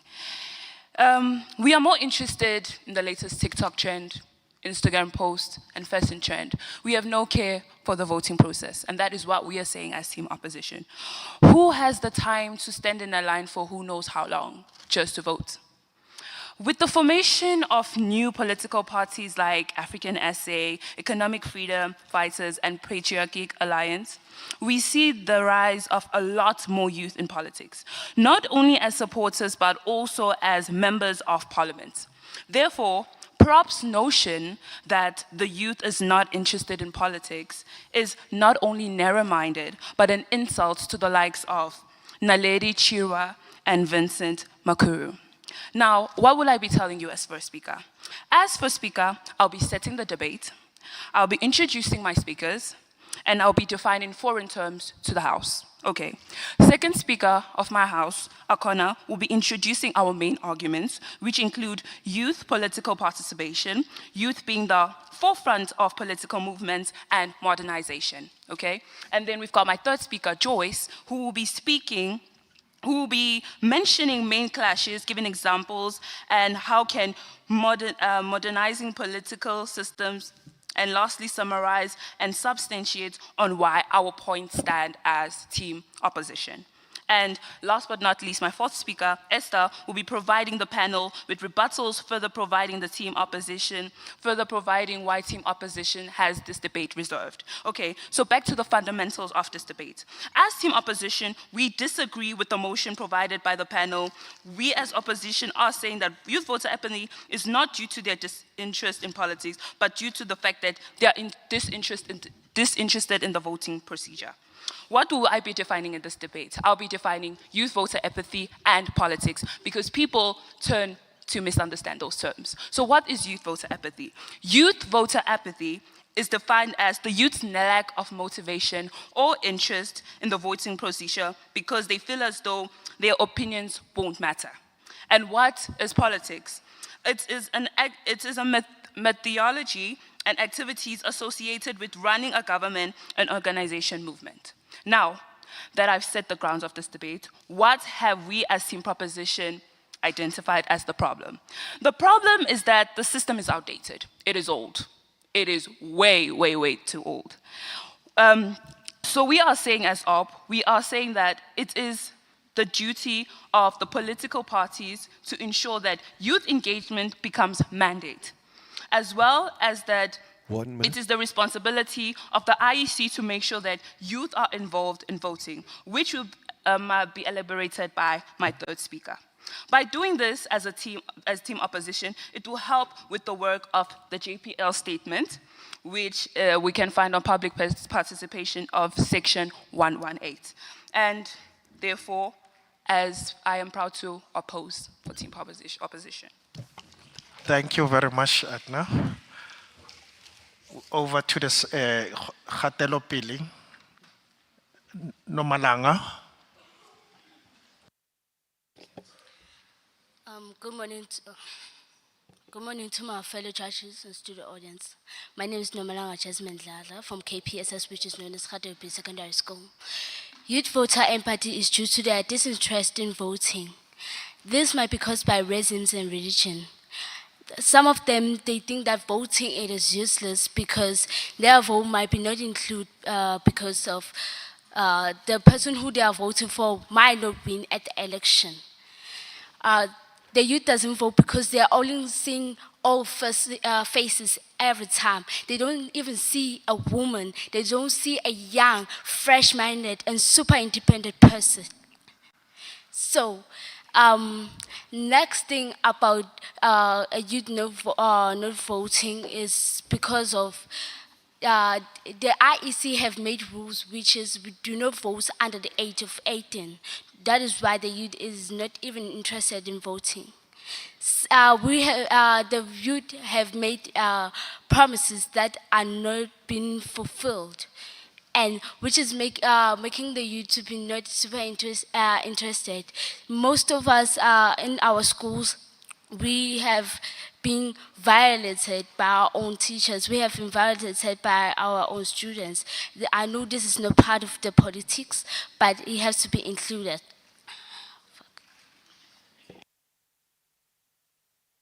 Thank you. You are done. Thank you. Thank you. Much appreciated. You have done it. You have made your contribution. Thank you very much, Nomalanga. We are going over to Athlone High Girls. Akona, ready? Yes. Shoot. Good day to the House at large. My name is Akona Ndaba. I am second Speaker of Opposition. Today we're given the motion as youth voter apathy is due to the disinterest in politics. And as my first speaker stated, we are stating that they are interested in political action, and I'm going to prove exactly how so. And then we will suggest to better the system to get youth to vote more, to increase the numbers, the percentages on getting youth in the voting process. Now, number one, firstly, youth political participation is a broad range of activities whereby people express their opinions on the world and how it is governed by taking part in decision making. Such activities include joining disabled people's organizations or any organization in general, and then also social issues coverage. For example, leadership, effective accountability, professionalism, LEAP, is a global youth organization in which it helps the youth to participate and learn about the political struggles of the country. Emerging Leaders Foundation, ELF, is an African political movement in which youth are also volunteering and coming together to help the betterment of their communities or the betterment of their lives, per se. Now, secondly, youth being the forefront of political movement. Historically, Black Consciousness Movement, 1967 to 1977, is one of the most biggest youth political movement that has ever occurred in South Africa. This political movement fights against a political system of the time. The current one, as it is currently,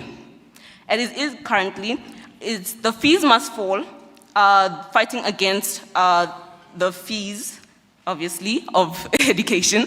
And then globally is the Black Lives Matters. All of these have something in common, which is youth being the forefront. So the fact that our proposition is thinking that, oh, youth is not interested in political parties is a lie, because they are the number one people when it's time to fight for the country. Now, modernization is adapting to the way in which current things are being held and how they will be governed in the future. We have conducted a survey where 60%, a whopping 60%, has said that they will not be voting in the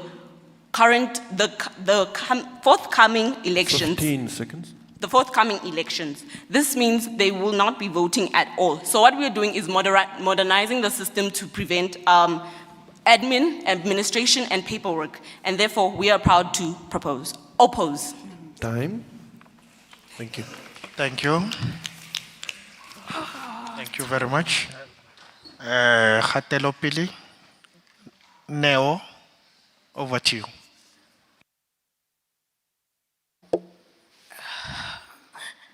Good afternoon, everybody. My name is Neo Lichele, and I am on the 4 side.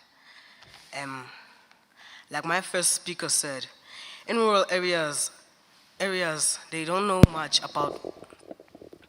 In rural areas, they don't know much about voting. So youth don't take in part of voting or political events. So that's not anybody's fault, but still, the youth is tired of being left out. And besides that, the second speaker said that they're tired of lies.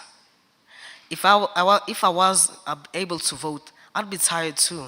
I wouldn't even enter the room for registration. For what? Wasting my money to go there and vote. Yes, I wouldn't do such a thing because of those people promise us lies. Only lies, nothing more but lies. Let's look at Zuma for a second. Okay?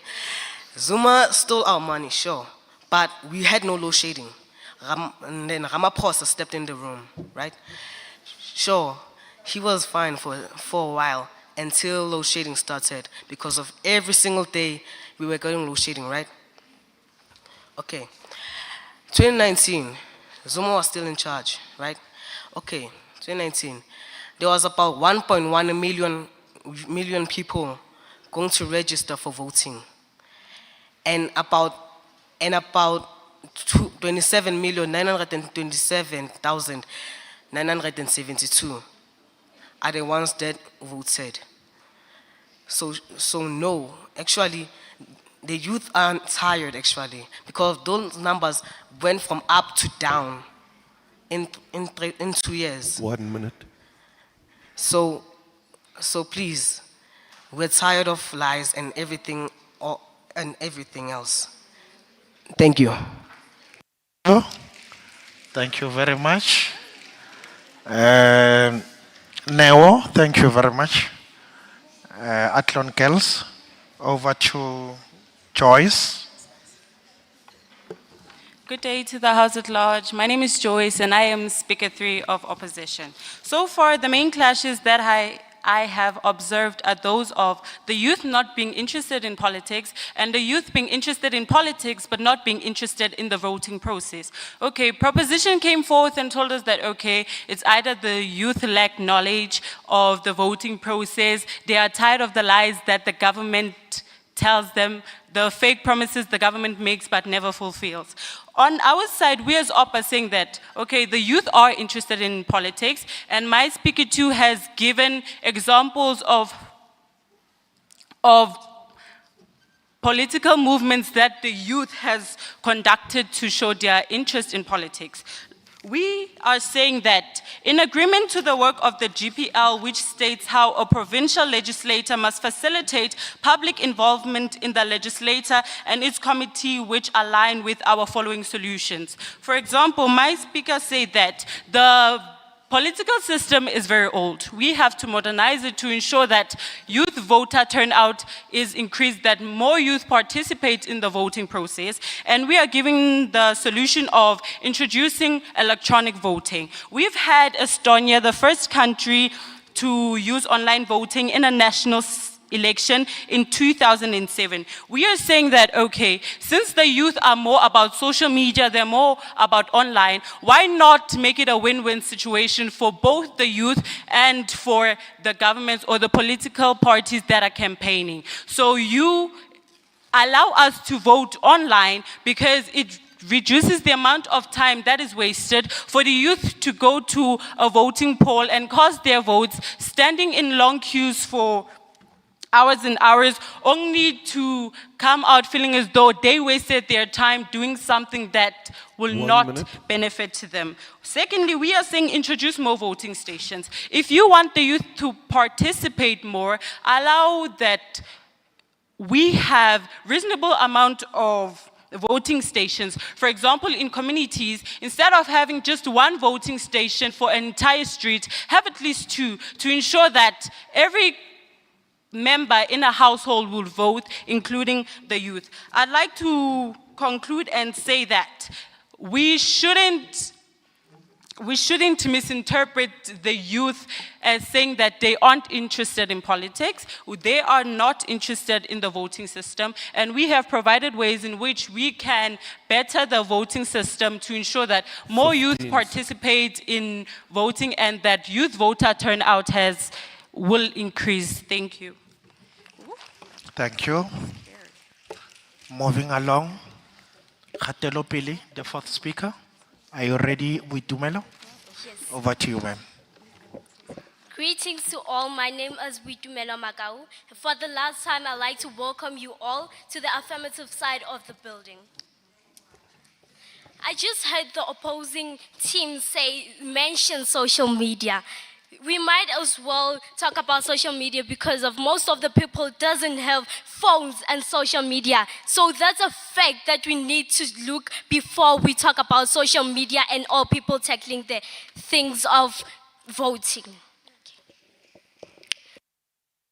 Sorry. See, youth as the most driven part of our society. The most part we tend to turn a blind eye on as citizens of South Africa. Youth's lack of voting is due to government's uninterest in teaching them more about politics.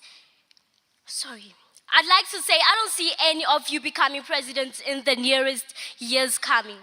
Believe it or not, the government seems to elect some people who suit them much better than we all think that we need to be president. They believe that someone from prison, old, unknown, is rather much time to be president. They all just think how we're gonna bring ourselves to vote if the president is going to be male and old, like Utata Rolihlahla Mandela, Jacob Zuma, and Cyril Ramaphosa. I believe they're just lacking knowledge and representative on the government. Thank you.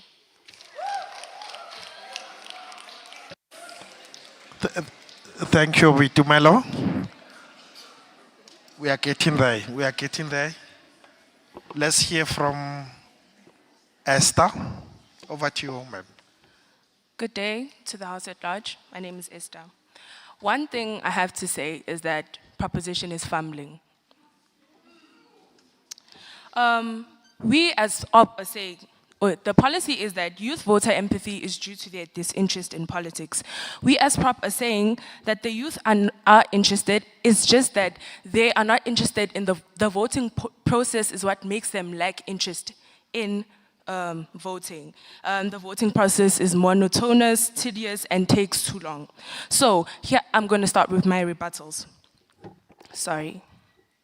First speaker failed on his task. He was supposed to give an overview of the topic, yet proposition keeps on not addressing the motion. They do not know the meaning of youth voter apathy. They're not addressing the topic. They're supposed to propose and agree that youth voter apathy is due to their disinterest in politics, but they're saying that youth voter apathy is due to their lack of voter education, as in rural areas. We were given time to research, but it seems that Team Proposition did not do that. So their points are invalid and do not stand, therefore rendering our points very much valid. The second speaker still did not understand the motion. Our points still stand. We're not saying that their points are wrong. They do have a point. They're correct. Yes, the youth in rural areas do not get voter education, but they're not doing they're not doing their job as proposition. Third speaker came and still did not understand the motion. Okay, third speaker said, oh, they're wasting money to go and vote. Yeah. We came up with the solution, as my third speaker said, online voting, and he derailed. He started talking about Zuma, really? And you're right, but you're also not addressing the motion. The current government has lied to us. Yes, we get that, but you're still not addressing the motion. And fourth speaker came and talked about social media. Most people do not have social media. Those are lies. And please, can proposition stop putting everyone under one umbrella? People do want to vote.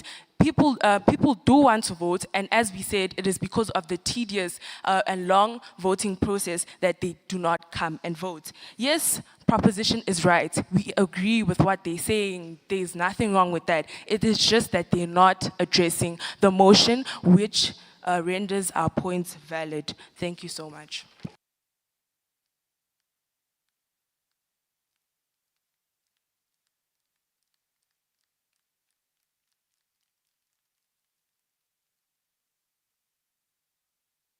Can I request that we bow? Let's bow before the adjudicators and the presiding officer. Thank you very much. Thank you very much. May I request that the shadow team be ready?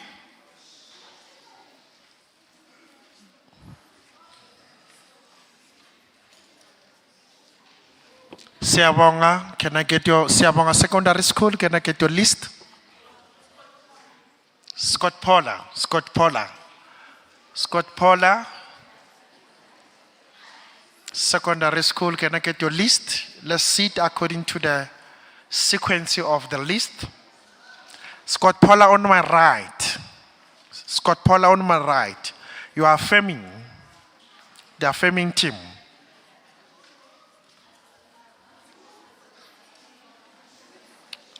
Is the shadow team coming?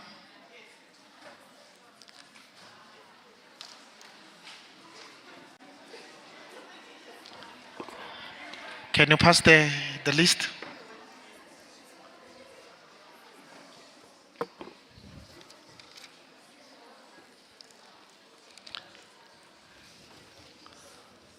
Can I have the list? Thank you. Scott Paula list. Scott Paula Secondary School. Can we have additional 2 people to sit there? Just to sit there.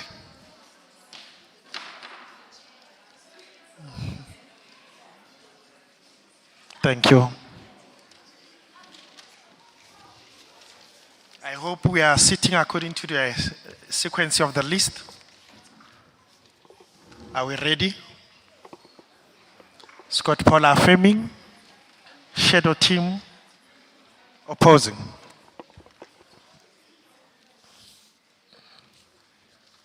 Scott Paula, we have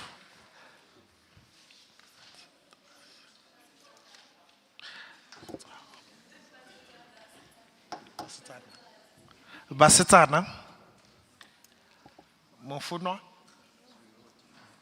Munaka, Katlego, Rudzani, Motondwa. Thank you. Thank you. Scott Paula, are you ready? Shadow team, Maidi, Mbai. Are we following? Mpoi. Mpoi. Ndiwo.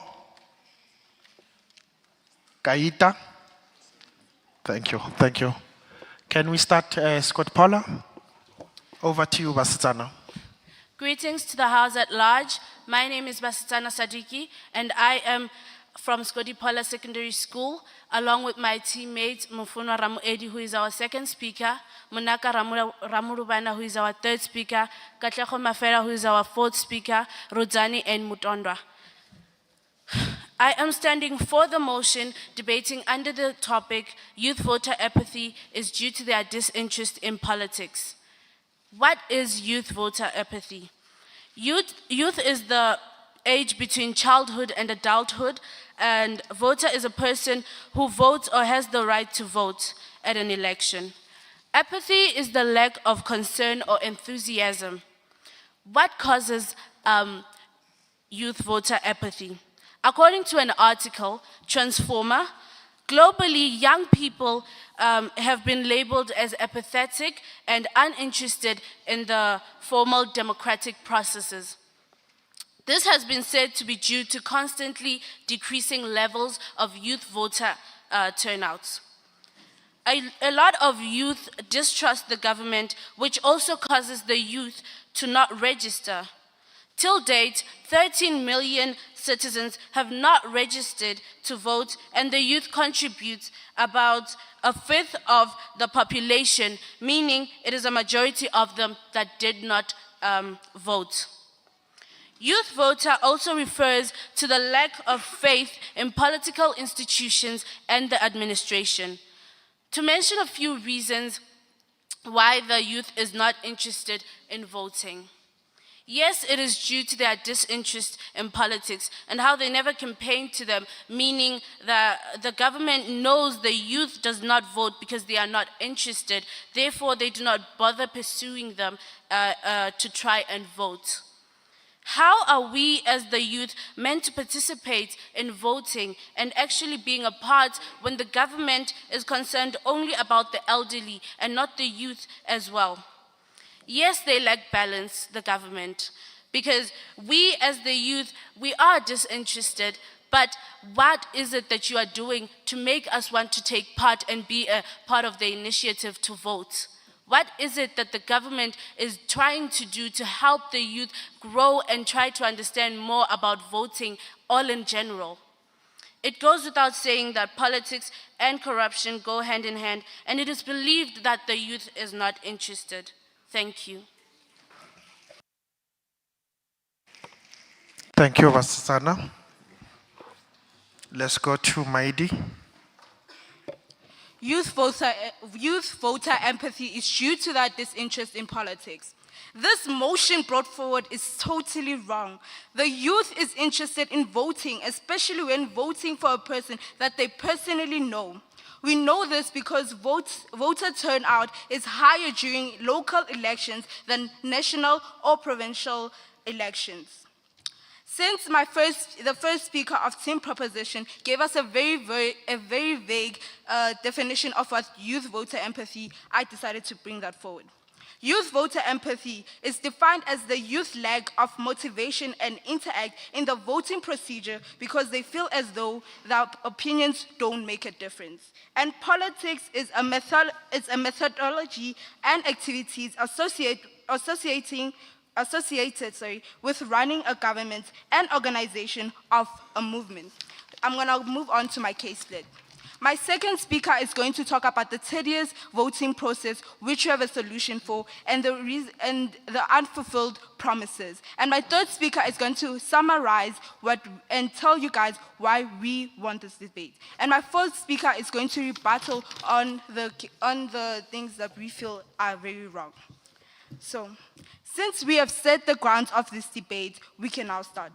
What we have Team Opposition have identified is that the youth really doesn't want, it is interested in voting. It just doesn't want to vote because of the tedious, because of the voting process that has been brought forward. So we as Team Opposition have decided to modernize this by using digital ways to actually allow the people to vote, because we have seen that the youth uses more digital than actually using the past and the backward, if I may say, ways of voting. Okay. So back to the fundamentals of this debate. As Team Opposition, we disagree with the motion provided by the panel. We are saying voter empathy is not due to that disinterest in politics, but due to that disinterest in voting empathy. And with that, I'm Maidi Magwena, and I would like to close this debate. Thank you. Thank you very much. Over to Scott Paula. Mufuno. Greetings to everyone. My name is Mufuno Ramuedi, and I am on the affirmative side of the debate at hand. The youth of South Africa are not interested in the politics of their country. This disinterest causes a low voter turnout during elections within the youth. In an article from Mail and Guardian titled, "Trust Deficit is a Catalyst for Youth Voter Apathy," published on the 29th October 2021, read, "The elections presented the youth with an opportunity to become active role players in determining the future of our country. But the statistics show that 13 million eligible voters did not even bother to register for the polls. As an individual, you end up questioning yourself as to why is the youth so disinterested in the politics that they do not even bother to register to vote. Corruption. Corruption has become South Africa's oxygen. The politicians of our country live, breathe, eat, and sleep corruption. A day does not go by without the media broadcasting any corrupt activity done by a politician. This high rate of corruption has made the youth be disinterested in politics. The state capture, a type of systematic political corruption in which private interests significantly influence the state's decision-making for one's personal advantage. The state capture of South Africa has influenced the youth that the people who are supposed to be serving the country are instead using the country's resources for their own personal use instead of bettering the lives of their citizens. lack of trust. With so much news about corruption, politicians using states' money for personal use, and nepotism, the youth have lost trust in the 1 minute. politics of their country. Socio-economic factors. Poverty, lack of education, poor health, poor housing also have contributed to the youth having less interest in politics. These challenges make them more focused on their life problems than in the situations that go on in the parliament. And I shall thank you for the time. Thank you. We go to Shadow. Boy, over to you. Good afternoon. My name is Aidan Poi, and I'll be opposing the motion. Firstly, I do believe that the youth is willing to go out there and vote. But then the registration process is strenuous and nobody is willing to go through the tedious process. Standing under the scorching hot sun, the multiple check boxes and the long waiting hours, I personally would not participate in this process, and I doubt that my fellow young people will do otherwise. Our registration and voting process is outdated. It worked during the 1994 election, but let's be honest, it has been approximately 29 years, and I don't think that the system is still relevant. I believe that the IEC should invest on the registration process happening more online. Basically what that means is that in this day and age in this digital day and age, I believe that the government should focus on investing on the registration process happening online because it facilitates younger people in them voting instead of them standing in these lines for hours to just register themselves. Not even vote, but just register themselves. My second point is unfulfilled promises. One of the other reasons the youth does not vote is because of unfulfilled promises given by political parties. Young people do want to vote, but think about it. Why vote when there is no change in social service delivery? In conclusion, I think that the youth is interested in politics, but the voter turnout will only increase until the voting process is geared or built to implement the youth. Thank you very much. Thank you. We are going to Scott Paula Monaka. Greetings to the House at large. I am the third speaker for the agreeing team debating under the statement of youth voter empathy is due to the disinterest in politics. Youth is disinterested in politics, which could be the result of mistrust of the government, which causes the youth not to register to vote. But the youth should vote because young people between the age of 15 and 25 contribute a fifth of the world's population, a statement made by the UN Youth. One of the major theories is because of mistrust. The government needs to regain trust of the people of South Africa, and that means acting against corruption, said in an article of Daily Movek. Also, they are less interested because of the issues that are addressed or discussed are mostly involved with property taxes and school boards that don't concern them because they either don't have any children or properties to discuss about.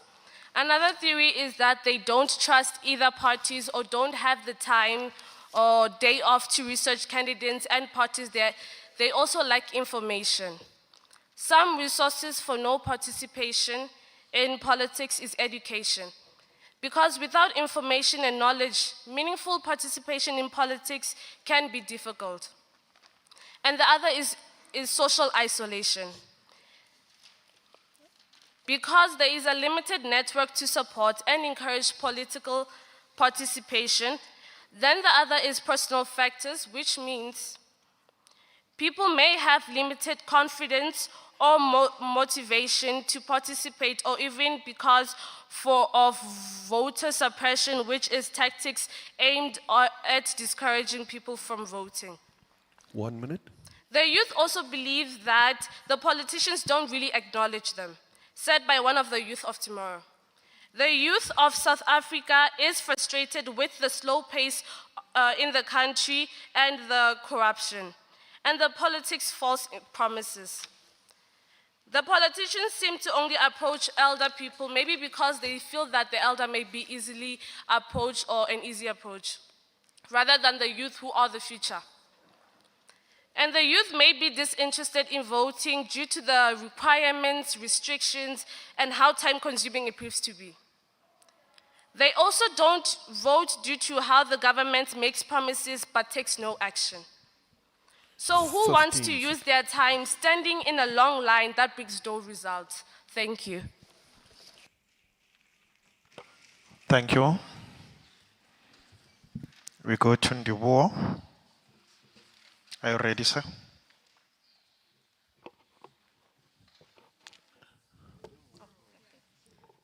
Good day. Good day to the House at large. My name is Ndiboko Ketsakhainewe, and I am third speaker of Team Opposition. Panel, we are told by proposition that the youth is not interested in voting because of the corruption and the requirements needed to vote. Panel, opposition does take note of these issues, and we do give reasons as to also why they are not interested. And as much as we do give these reasons, we give strong solutions as to how we can make it better to increase the voting of the youth. Just like my second speaker had stated that yes, the procedures are taking time, rather than for us to sit in the scorching sun or in the cold winter, we could encourage the use of online sites for registration and certain requirements to make it less time consuming when we have to stand in line and vote for our future leaders of the country.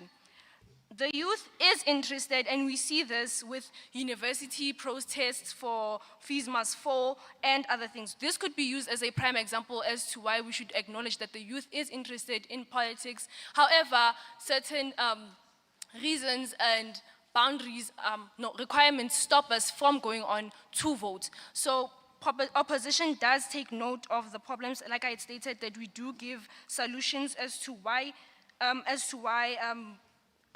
the youth does not vote, and we give solutions to make sure that the youth is more invested when coming to such topics. Thank you. Thank you very much. Scott Paula, we are going to Katlego. Are you ready? Yes, over to you. Switch on your mic. Good day to the House at large. My name is Katlego Mafela, and I am from the Scotty Polo team, and I am going to be doing the rebuttal. The first speaker said that the voter turnout is large, but I disagree with that because young people have the lowest turnout, though as the individual ages turnout increases to a peak at the age of 50 and then falls again. Ever since 18-year-olds were given the right to vote in 1972, youth have been underrepresented at the polls as of 2003. For the second speaker, do not include everyone for you lacking to understand. I believe that the second speaker's point is irrelevant because instead of standing out in the sun in a long line, we could use the resources we already have, which are called phones. The first speaker was wrong by saying that the youth votes. Sorry. There is a system called proportional representation. This system ensures that members of parliament, according to their portion of the vote,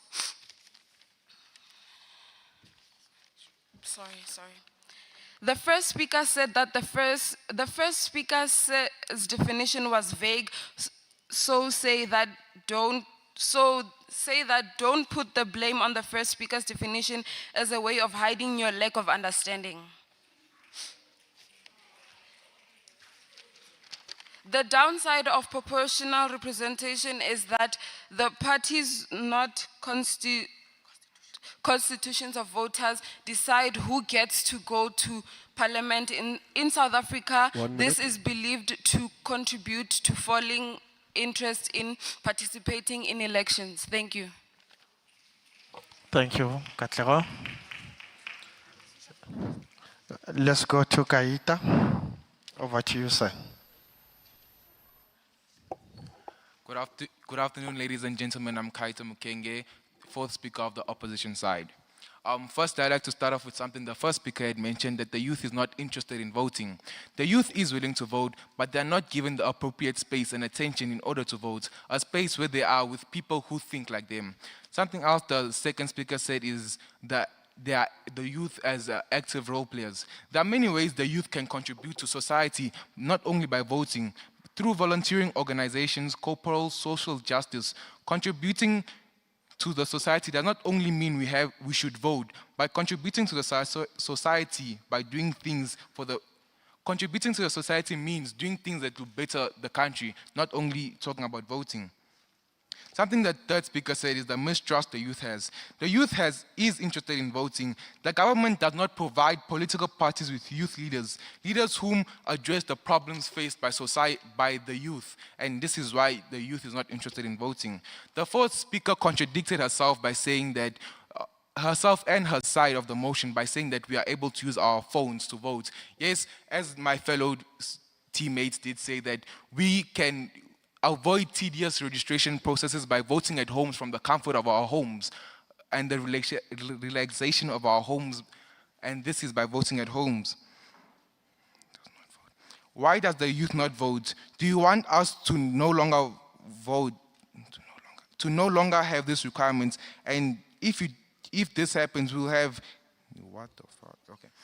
Okay, as my fellow speaker said, the youth is not interested in voting due to the fact that of these tedious lines and everything that goes on for them to vote. That's why, as my fellow teammate said, we can avoid all of this by voting at homes through our cell phones and electronics. Thank you. Thank you. Thank you very much. A round of applause.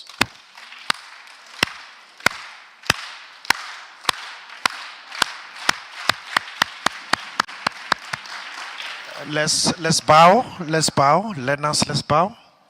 Thank you very much. Thank you very much, Shadow Team. Thank you. We just completed our. Can I have your attention? At the back, can I have your attention? This session is more educational. It's very disturbing if someone is making noise because we wanted to see and get the whole content.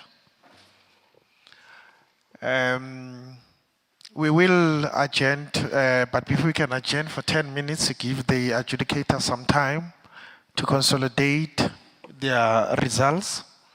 I know it is the conclusion of the quarterfinals. Is that period where there is a problem of storm and the relationship become shaken.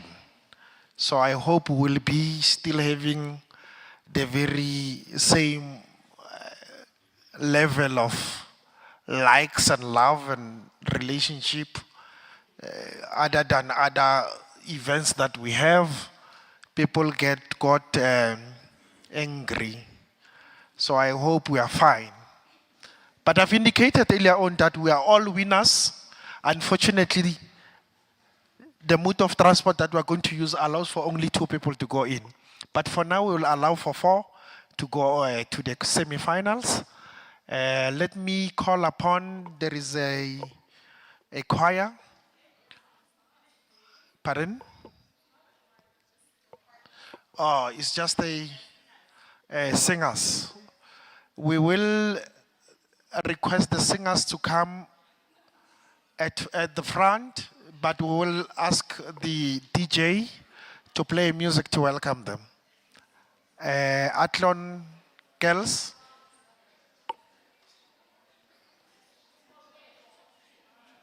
DJ. You have music.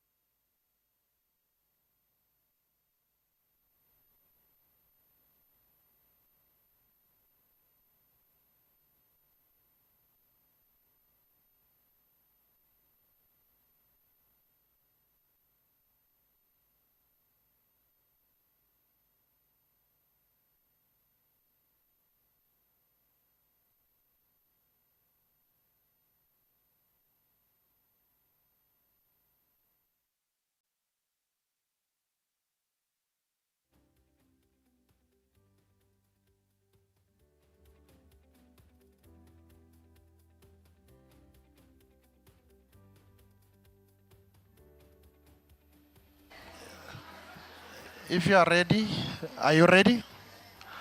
The DJ, thank you, DJ. Thank you, DJ. Over to the singers. Your time start now. 2 items, please.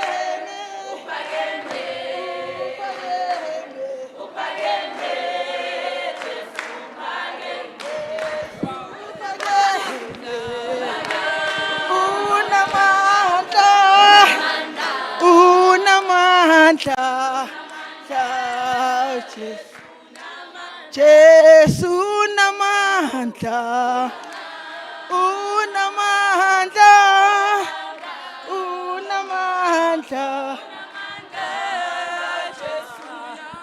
Jesu namandla.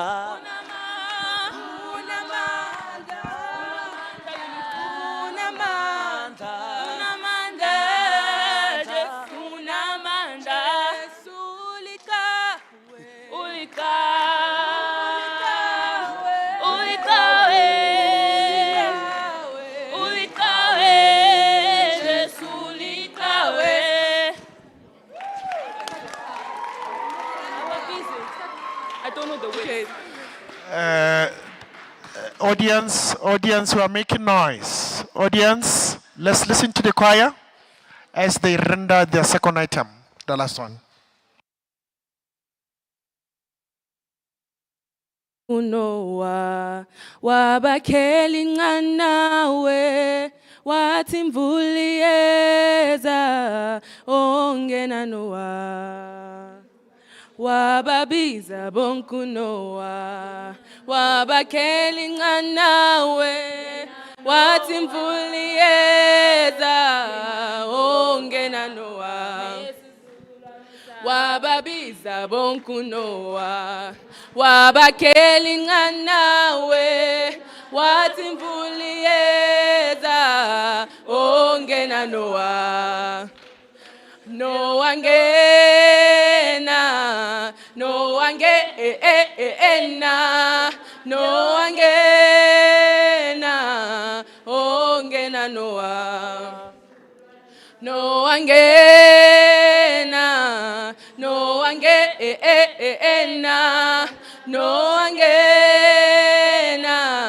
ongena nowa wababiza bonkunoa wabakeli nganawe wathi mvuli yeza ongena noa wababiza bonkunoa wabakeli nganawe wathi mvuli yeza ongena noa. Guys, hi. Can you guys stand up and help us sing? We also like you guys to participate. Please stand up, help us sing. We need the vibes. Let's do the other one. What's that one that I... No, guys, no. Okay. Oh, Okay. adjudicators. Adjudicators. Let's render the last item. Yes, one last song.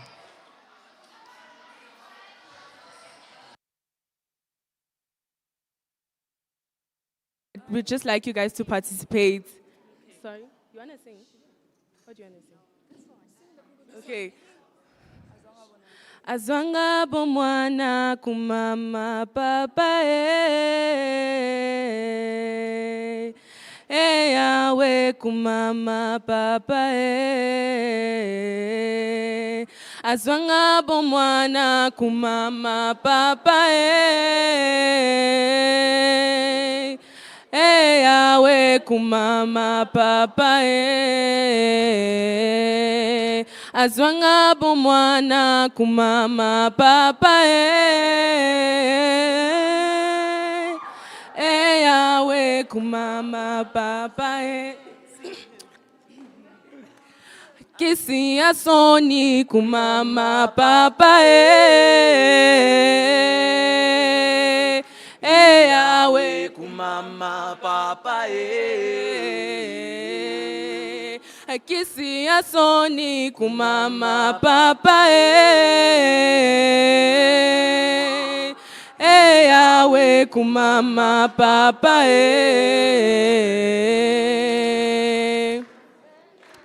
kumama kumama kumama yawe kumama papa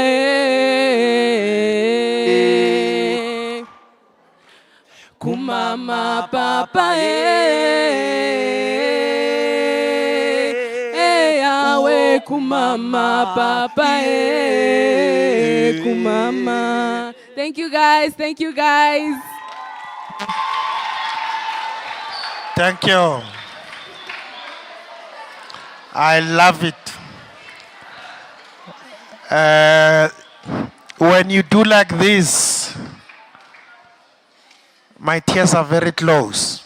But I am anticipating that let's get the results so that we can go on. Can we stop making noise at the back? Let's stop speaking.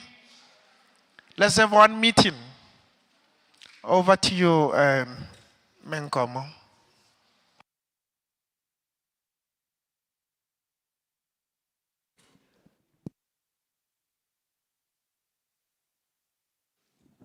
Thank you so much. Congratulations, learners. A very good job done. That doesn't sound right, but well done. We really enjoyed the session. It started very well, but we know when we go to semifinals and finals, it's gonna get hotter and hotter. All right, so I'm gonna call out the names of the schools. So it's the 4 schools that's going to go into the semifinals. And then 1 school unfortunately did not make it, but do not give up, ne? It's a learning curve for everybody involved, all right? I am not calling them out in numerical order from best to worst or worst performing to worst. It's not in that order. It's just in order that you appeared while debating. All right, the first school to go through, congratulations to Kensington Secondary School.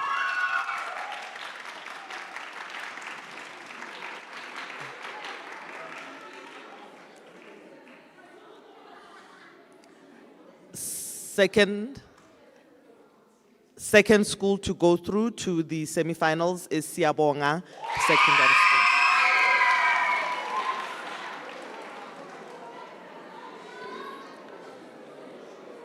All right.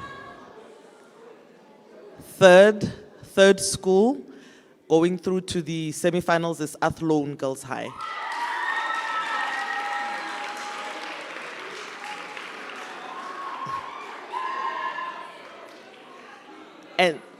And the final school to go through to the semifinals is Skodipola.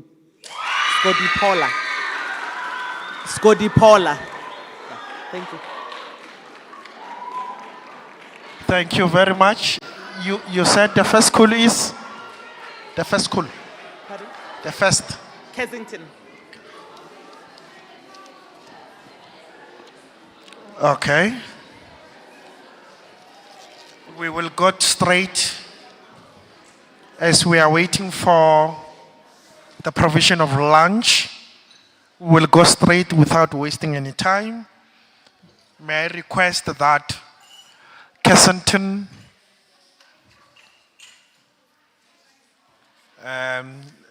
Kensington,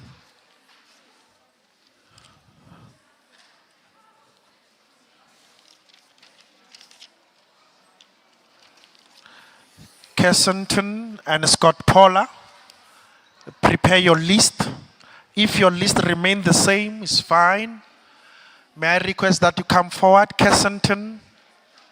We are going to do coalition governments.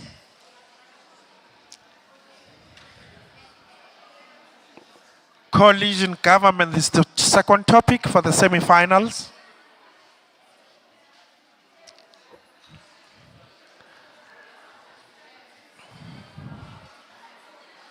Kensington. Okay. Kensington, you are going on my right hand side. Scott Paula on the left hand side.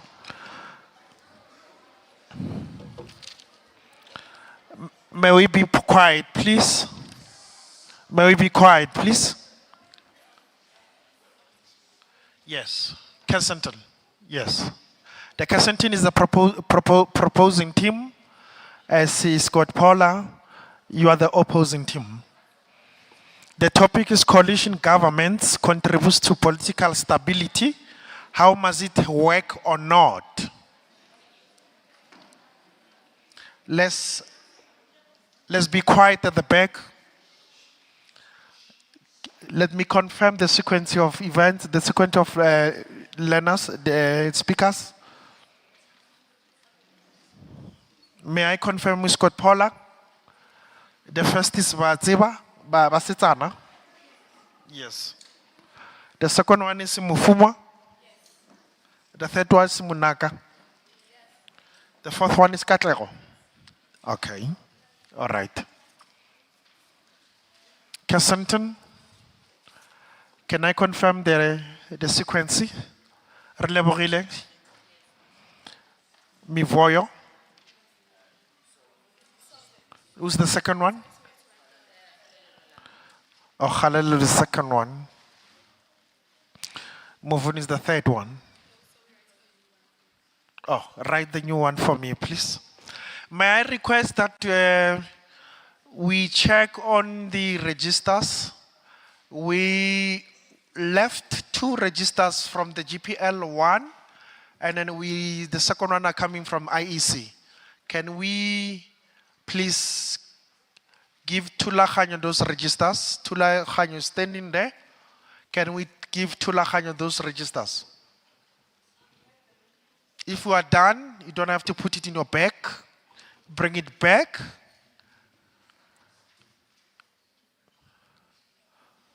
So the topic is coalition governments, whether they're working or not, as we are moving forward with our democracy. Very, very stimulating democracy. It's moving fast.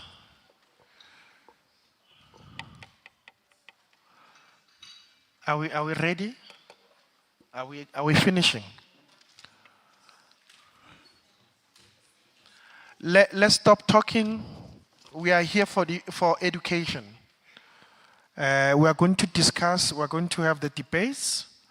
Re lebogile, Kgalalelo,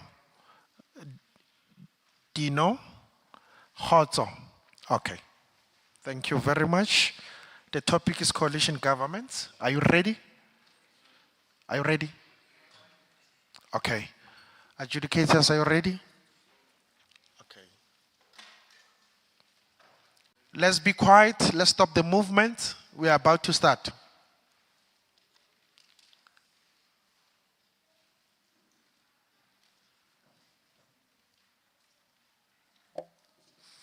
Thank you so much. Good afternoon. I am Relebogile Maitufi, the first speaker on the proposition for the motion, coalition governments contribute to political stability and how they should work. Firstly, what are coalition governments? This is when a body of advisors and politicians are to cooperate in the administration of governance. Now, back to the motion of the day. Firstly, what is social cohesion? What is that? This refers to the extent of connectedness, unity, and having a sense of belonging in civil society and striving for a common purpose in which we are to serve. And that is how coalition governments are to work. In coalition, political representatives are enabled to share values, opinions amongst each other, and that is what social cohesion is all about, thus bringing about political stability. Efforts of political parties will be brought about through broadened perspectives and understanding of social and environmental issues continue to be faced by civil society today.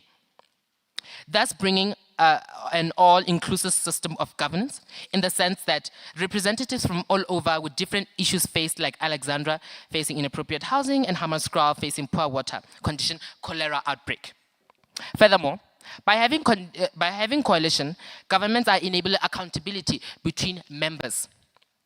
Members, factually speaking, having prominent figures striving for a common purpose. I'll mention my favorite, it being our current premier is Honorable Panyasali Sufi, and his Honorable Minister of Home Affairs, Minister Aaron Motsoaledi.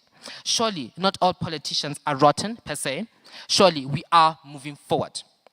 The sharing of power amongst members stands as send warning to those who deem to do that dirty work, and those who deem to sabotage unity amongst members of coalition states that rotten have no belonging in the governance of the people. It's true that the people shall govern.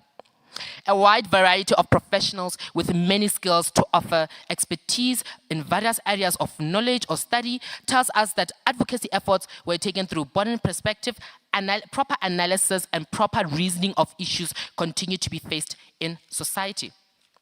In addition, coalition governments act as support structures for advocacy efforts by certain political figures.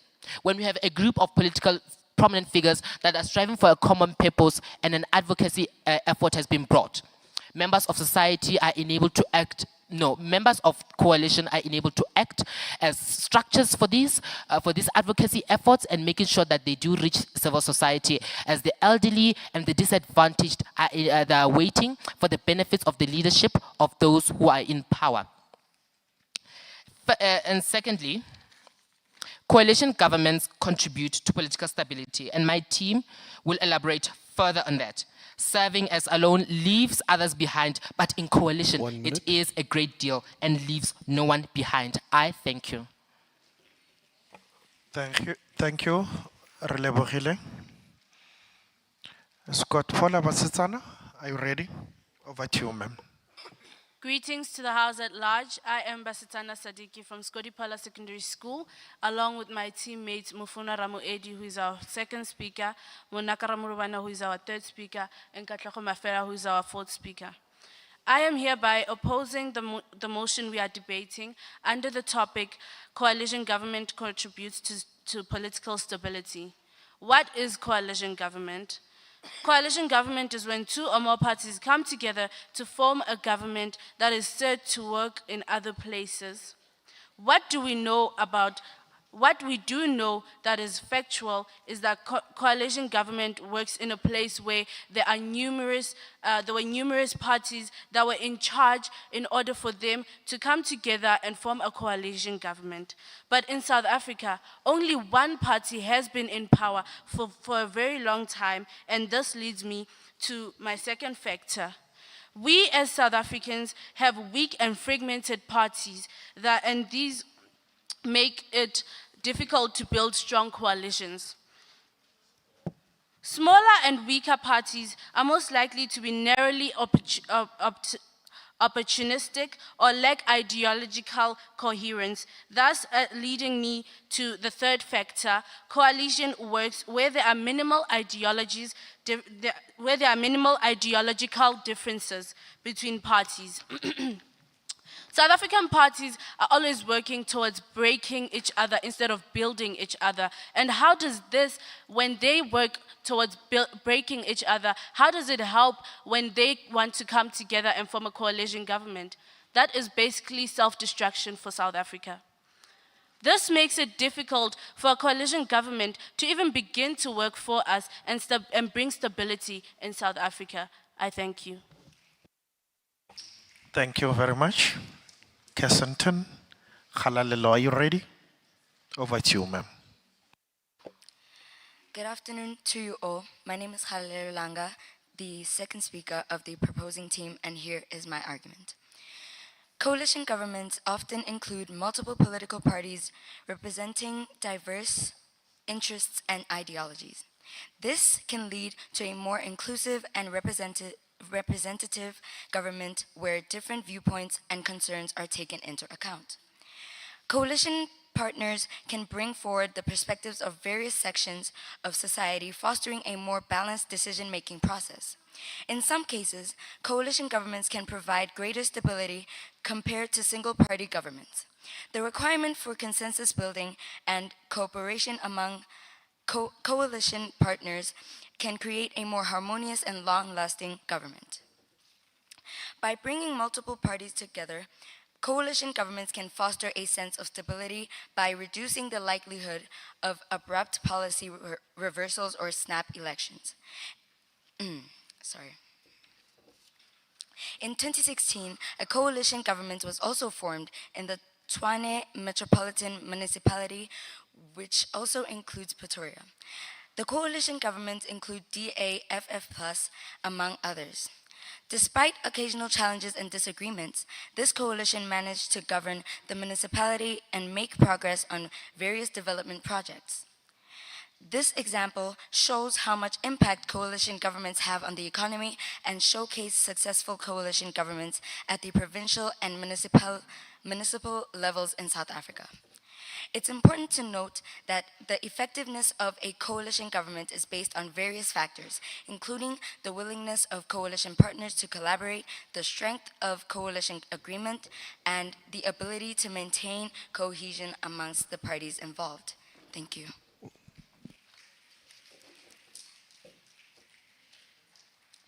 Thank you.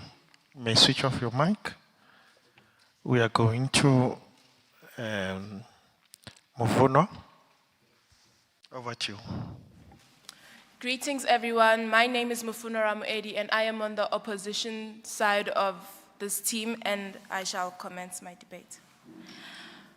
Coalition government is indeed a good government, but does it bring stability to our country? Does it make the country a better place for its citizens? With the research I have done, my answer would be no. With the way the current elections are looking, it's without a doubt that in 2024, South Africa will be a coalition-run government nationwide. But by the looks of things, this nationwide coalition seems to be bringing nothing but destructions to our country. Gauteng, a coalition-run province, has been having little to no stability. The city of Tshwane having to head no mayor completing their 5-year term in less than 5 years. From Stevens Mogalapa governing from 2019 February the 12th till 2020 February the 25th, followed by Randall Williams, who went from 2020 October the 30th to 13 February 2023. Coming in hot was Murunga Makwarela, who only managed to be mayor for an amazing 10 days. And we finally have Silius Brinks, who has been appointed since 28 March, and till date, he still is mayor. We should probably wish him luck and pray he finishes his 5-year term, or should we say his 5 days term. And as we come back home to Johannesburg thinking things are stable, you are wrong. Our wonderful city of Johannesburg has had 6 different mayors in 22 months. If these two metropolitans are having a competition, then they're definitely winning, at the expense of our citizens continuing to suffer in no housing, poor health, no education, and the stench of sewage and damaged roads. Politicians are more focused on gaining power over each other instead of making their country a better place to live in. As these politicians continue to be kicking each other out, bashing each other, and ridiculing themselves, the country becomes more and more unstable. If this is how things are at regional level, then how will they be national level? Every month, a new president. Every week, a new problem. Every day, more instability to our rainbow nation. I thank you. Thank you. Moving to Kensington Secondary, Dino. Good day, ladies and gentlemen, esteemed judges and fellow debaters. Today we are here, I'm Dino Tolashe, and today we're here to discuss a topic of utmost importance: coalition governments and how must they work. Coalition governments, where multiple political parties form an alliance to govern, have been observed in various countries around the world. While the effectiveness and desirability of coalition governments can vary depending on the context, there are several studies and arguments that suggest they can be beneficial. Here are some points that highlight the potential advantages of coalition governments and how must they work. Representation and inclusivity. Coalition governments often bring together multiple parties representing diverse interests and ideologies. This can lead to a broader representation of the population and a more inclusive decision-making process. Studies have shown that coalition governments tend to incorporate a wider range of perspectives and take into account the concerns of different groups within the society. Secondly, policy flexibility and innovation. Coalition governments often require parties to work together and find common ground on policy issues. This collaborative environment can foster innovative solutions and encourage the exploration of new policy ideas. The diverse viewpoints within the coalition can lead to a more thorough examination of policy options and a broader range of policy innovations. Thirdly, improved governance and policy implementation. Some studies suggest that coalition governments can lead to improved governance and policy implementation. With multiple parties involved, there is a greater chance for expertise and specialization in different policy areas. This can result in more effective policy formulation, implementation, and evaluation, as parties with relevant expertise collaborate to address specific issues. And lastly, broader public support. By incorporating multiple parties, coalition governments may have broader public support compared to single-party governments. This is particularly relevant in societies with diverse political ideologies, where coalition can better represent the preferences and concerns of a wider range of voters. And there is a quote from African proverb that I'd like to recite, and I quote, "If you want to go fast, go alone. If you want to go far, go together." In conclusion, I believe that coalition governments have a positive impact on the economy, where multiple parties form an alliance to govern, making work more efficient and better flexibility. Thank you. Thank you, sir. Munaka. Greetings to the House of Large. I am the third speaker debating on the disagreeing team, debating under the topic of coalition government contributes to political stability and how it works. South Africa faces three problems. It has a dominant party legacy, like the ANC. It has party dysfunctionality, and it has a fragmented opposition, which won't create a stable coalition. For example, South Africa's 28-year-old continuously transforming multi-party democracy was reminded of its fragility when in September, a coalition running its biggest city, Johannesburg, collapsed. The speaker and the mayor lost their jobs. A new coalition took office only to be removed by a high court verdict 3 weeks later. This was followed by the outing of the mayor, which proves that coalition doesn't last long. And this isn't the first time that the administration of a city has fallen apart due to coalition politics. In coalition government, the blame is always shifted onto the smaller party, which brings their votes down. Coalition can lack objective or be difficult to agree on common objectives. Forming and managing a coalition can be very time-consuming. The other disadvantage in coalition may be dominated by one powerful organization. Power is not always distributed equally amongst the members. Larger or richer organizations can have more of a say when it comes to decision making. Coalition at municipal level in South Africa are mostly chaotic, with devastating impact for municipal administration and serve delivery. We are doing something wrong here in South Africa if coalition is not working for us as it works for other countries. To conclude, coalition has not made South Africa a stable government. It hasn't worked even locally. So that concludes my presentation, and thank you for your time. It's not. Thank you, ma. Over to Hosso.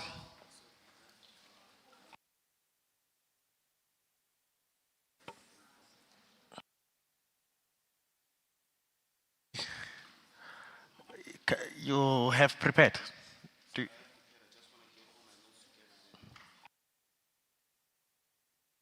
I'm giving you 30 seconds. Can you read through, because adjudicator saying it's not allowed? Yes, it's not allowed. Go over, go on. Good day, people. Good day. My name is Kodzo, and I am on the side of the argument. First off, I would like to say that the opposition is failing to describe how coalition governments work and have not described how coalition governments do not contribute to political stability. And secondly, the second speaker is not based on fact and research and has not given any research and understanding on how coalition governments work. I would like to start by saying the first speaker of the opposition team said that when we have different ideologies put into one, it becomes harder to work because of all the pushing and all the pulling and all the arguments we'll be having. But then I would believe that it's actually wrong, because different ideologies make sure that the interests of different people from different backgrounds and their interests are actually catered to, because different political parties carry different ideological values. So by you putting them in one place, you're catering for more people rather than few people. As South Africa, I believe we are in democracy and we are in the Rainbow Nation. So working together is something that we're supposed to be encouraging, and it's something that we're supposed to be pushing, because it's what we are. We are different, we come from different backgrounds, and I believe that working together is something that we should embrace, because we are the Rainbow Nation. Don't you think that coalition governments are not working because of the corruption of individuals? But then the coalition system actually works, right? As my second speaker did say, Lelo, she did say that it does work, and she made the example with Tshwane, which is Pretoria. She said that it's working, but then don't you think that coalition governments here are not working because of the corruption from individuals, not because of when you're putting different ideologies of different people in one place, it becomes a bad thing?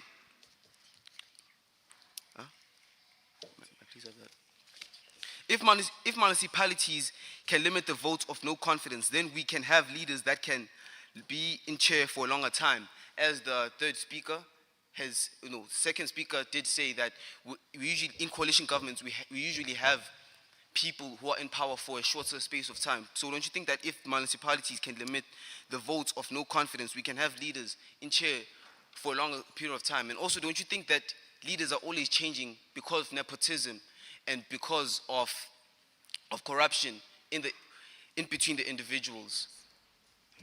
A fact that must be considered by the opposition is that coalition governments have showed a significant impact on its reformation and personal observation. The situation of Pretoria CBD Time, thank you.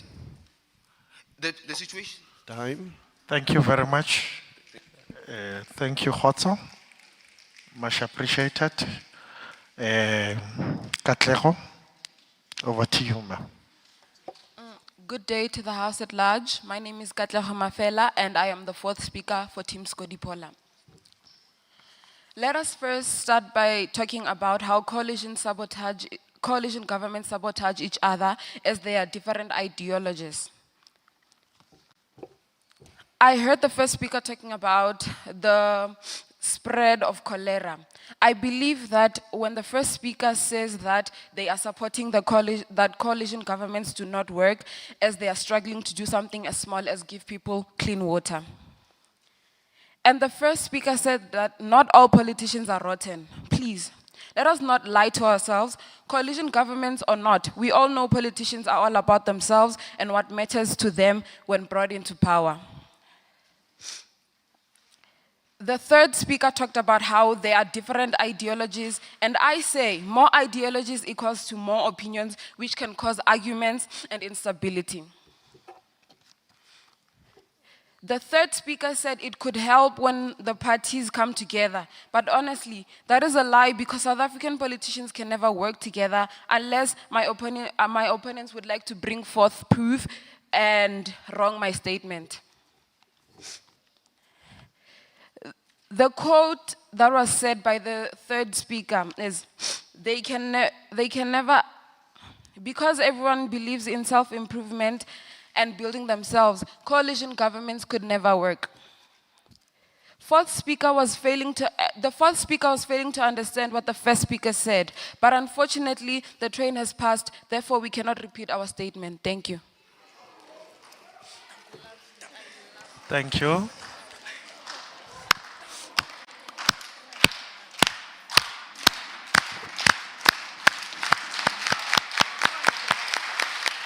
Let's bow. Thank you very much. May I allow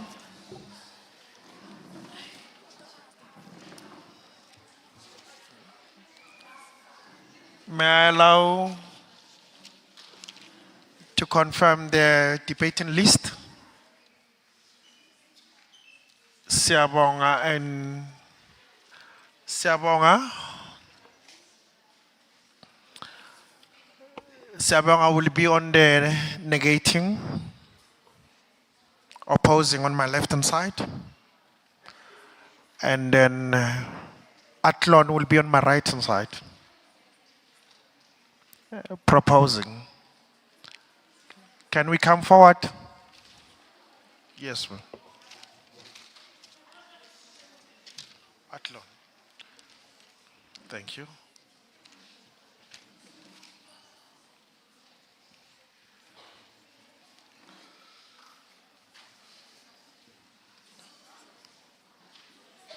Let's sit according to the sequence of the list.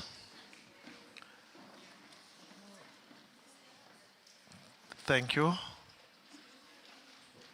Are we Athlon? Siyabonga? Joyce? Okay. Esther? Busisiwe? Edna? Thank you. Letsholo? Okay. Mazibuko? Mhlanga? Sevilla? Thank you. May we start with Joyce? Over to you, ma'am. For the government to be found in a coalition, it means that there are multiple views and conflicting ideas on who should govern. Therefore, the country together The coming together of multiple parties to coalesce on who should lead is a fundamental part of democracy. Coalition government is therefore the premise of said democracy. Good day to the House at large. My name is Joyce and I am Speaker 1 of Team Proposition. To start off, I'd like to give the definition of what a coalition government is. A coalition government is a government that is formed by political parties when no single party gains an overall majority in the legislature. Political stability refers to the ability of the government to provide the services its people need in order to build the public's confidence in the institution of the state. Okay, some historical background on how coalitions were formed, or the first coalition to be formed. The first coalition to be formed in South Africa was in 1996. The ANC had the first successful coalition government. In 1996, the IFP won almost all of the municipalities in the first local government elections, but the IFP failed to win the eThekwini municipality, which was the stronghold of the ANC. With that, the ANC formed a coalition government with the Minority Front and the United Democratic Movement. So, overview as the topic as what we as PROP are saying. We as PROP are for coalition governments. We as PROP agree that coalition governments do contribute to political stability of a country and have a variety of benefits which will be spoken about by my second speaker. Lastly, we as PROP are saying that coalition governments assist the work of the GPL with cooperative governance, which falls under Chapter 3 of the Constitution, and it also promotes the cooperation within political parties in mutual trust and good faith. My second speaker, Esther, will come forth and talk about the benefits of a coalition government and how they contribute to the political stability of a country. My third speaker, Busi, would come forth and give solutions on how to better the work of the coalition. And lastly, my fourth speaker, Edna, would come forth and rebut points that she thought were wrong or didn't quite make sense. Thank you. Thank you. Thank you, Joyce. Let's move to Siabonga. Let's follow. Over to you, ma'am. Greetings to the House at large. My name is Nompumelelo Litulo, and I am a learner at Siabonga Secondary School, but most importantly, I am the first speaker of the opposition house. This house believes that improperly structured coalition governments do not contribute to political stability. And how must they not work? Firstly, I'd like to start by defining what is a coalition government. A coalition government, by definition, is a government in which political parties cooperate to form a government. Well, a coalition government simply is it's a government in which political parties must compromise in order to rule the country. Compromise, politics, compromise. It doesn't really make sense. I mean, have you ever seen our politicians compromising? There's the word compromise, work together with politics. No, it doesn't. So how do we expect them to work when they must compromise? So I'd like to tell you why coalition governments won't work. I, as the first speaker, will tell you some of the reasons why a coalition government won't work. My second speaker, like I always say, we don't only see problems and identify them, we come with solutions. And so as we have identified the problem, our second speaker will then tell you, since there's a problem, how do we solve it? How do we make them work without the compromise? And so I will be telling you why they won't work. Firstly, looking at our country in South Africa, they're not really experienced with coalition governments. Even with the little experience that they have, it's still not doing much for the country. They are not working, simply. That is why we believe they are improperly structured. They are improperly structured, and that is the reason why they do not contribute to political stability. Malema believes when you see land, take it. Ramaphosa believes when you see land, buy it. And do you think they'd ever compromise on those ideologies? I don't think so. Because they stand firm on what they believe in. So if we're saying they should change their ideologies, we are changing what the political party stands for. EFF is nothing without its ideology. ANC is nothing without its ideology. So when we're saying they must compromise and come up with ideologies that will benefit the whole of us, then that's impossible. What I am trying to say is that there are so many disadvantages to coalition governments. Firstly, there's a difficulty in agreeing in common objectives, like I have mentioned.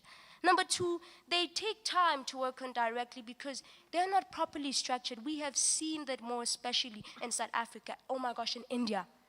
If we can see what's happening in India, it's disastrous. And they've had so much experience with coalition governments, but they're not even working. Because these different ideologies that are saying can make a difference, they're not making a difference. Because dare I say, they stand for different things. And that is why this House strongly believes that unproperly structured coalition governments lead to political instability. And that is why our third speaker will then summarize on what the first speaker has said, the second speaker has said, and also our fourth speaker will give on the rebuttals. I thank you. Thank you very much. It's nice to be here. Over to Athlon Girls. Let me see. We're going to Esther. Over to you, ma'am. Good day to the House at large. My name is Esther, and I'm the second speaker of Team Proposition. What are we saying as Proposition? Yes, coalitions do contribute to political stability, but what is the problem? Coalition governments in South Africa are not regulated. So what we're saying is that there are coalition governments that work out and they do promote political stability. It's just South Africa's coalition governments that have a problem. So so how are we as props saying coalition governments should work in South Africa? Coalition governments, our solution for this is that coalition governments require clear guidelines and frameworks to avoid unnecessary conflict in government, and our solution also links back to voter education. Okay, as my first speaker said, I'll be talking about the benefits of a coalition government, and my third speaker will be elaborating on the solutions to improving the coalition governments in South Africa. The advantages of a coalition government are that it represents a broader spectrum of people and a wider range of views, therefore making them more democratic and fairer. It offers a chance for supporters of other parties to be represented in government. When voters believe smaller parties might form a part of the government and might have a chance of political power, they may be more likely to vote for a party they really feel represents them rather than just choosing between two main parties. As a wider range of opinions are involved, policies are more likely to be debated with various points of view considered before a policy is implemented. And there's also smoother continuity in administration as they tend to represent a wider set of views and reduce the risk of adversarial politics developing. So now, in terms of our solutions, we are saying that for coalition governments to work in South Africa, there needs to be a clear set of guidelines and requirements for them to follow, since coalition governments in South Africa are not regulated. And we also need to learn from other countries and follow their principles. There are other countries that have successful coalition governments, such as Germany, in terms of them uniting the East and the West. See how their coalition government has worked now. That's why I'm saying look into the principles of other countries and see how they have worked, and not only coalition governments in South Africa. And we are also saying that, we also need to give voter education. So if voters know, we need to invest in educating people to know how to make the right choice regarding voting and avoid the people, in terms of voting, and teach them to avoid the people who are simply in politics for power. Thank you. Thank you, Esther. Terence, over to you. I greet you all. My name is Terence Mazibugwe, and I'm the second speaker of the opposition. As my first speaker had mentioned, that we believe that unproperly structured coalitions lead to political instability. And the preposition mentions something about the coalitions in South Africa not being regulated. I mean, that is the reason why these coalition governments are not working, because they're not regulated. That means they are improperly structured. So we as the opposition believe and came up with different ideas on how coalitions should be formed and properly structured. We thought that if people could come together, analyze the main objective of a specific or a particular type of coalition, and identify the projects that the coalition need to carry out, probably the coalition will yield greater results. And we think that if, after analyzing the objectives of the coalition, recruiting the proper people to partake in that coalition, if you recruit the proper people who have experience and who have the knowledge in carrying out that objective, it will yield greater results. When we look at South Africa, no, none of the political leaders we have in South Africa can carry out a great task in coalition, because what we see on the parliament are constant fights. How do we expect people who fight in front of us to sit down and have civilized conversations about the state of the country? Continuing, we say that after all of this has been done, the coalition can be formed, and we're definitely sure those coalitions are going to produce greater results. We believe that some of the coalitions are mainly ruled by the dominating parties. Imagine organizing a coalition between ANC and the ATM. ANC has been the most dominant political party in South Africa. It will want to dominate and will want to take over and be part of the major decisions that are being taken. So we believe that if coalitions are properly structured and are regulated, they will yield greater results. Concluding, I say, we strongly believe that coalitions contribute to political instability, and there is no future through through government coalition. I thank you. Thank you very much. May I request that we don't make noise? Scott Paul, you are making noise. While you are on podium, they did respected you. So let's do the same. So we are moving forward. We are going to Busisiwe. Over to you, ma'am. Good day to the House at large, panel. Today I will summarize the debate and explain why my team has won. First, I will identify the main clashes, then reinforce my team's points and explain why they still stand at the end of the debate.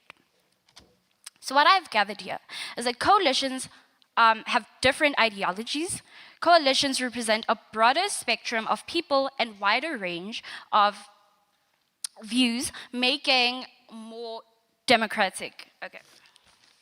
So getting into my team's points, we as Team Proposition agree that coalitions do actually contribute to political stability, but we instead want to structure it as well. So we are on the same term with the opposing team on structuring coalitions with clear guidelines and frameworks to avoid unnecessary conflict in the government, in which we see in South Africa today. So we as Team Proposition acknowledge the problem. The problem is that coalition governments in South Africa are not regulated.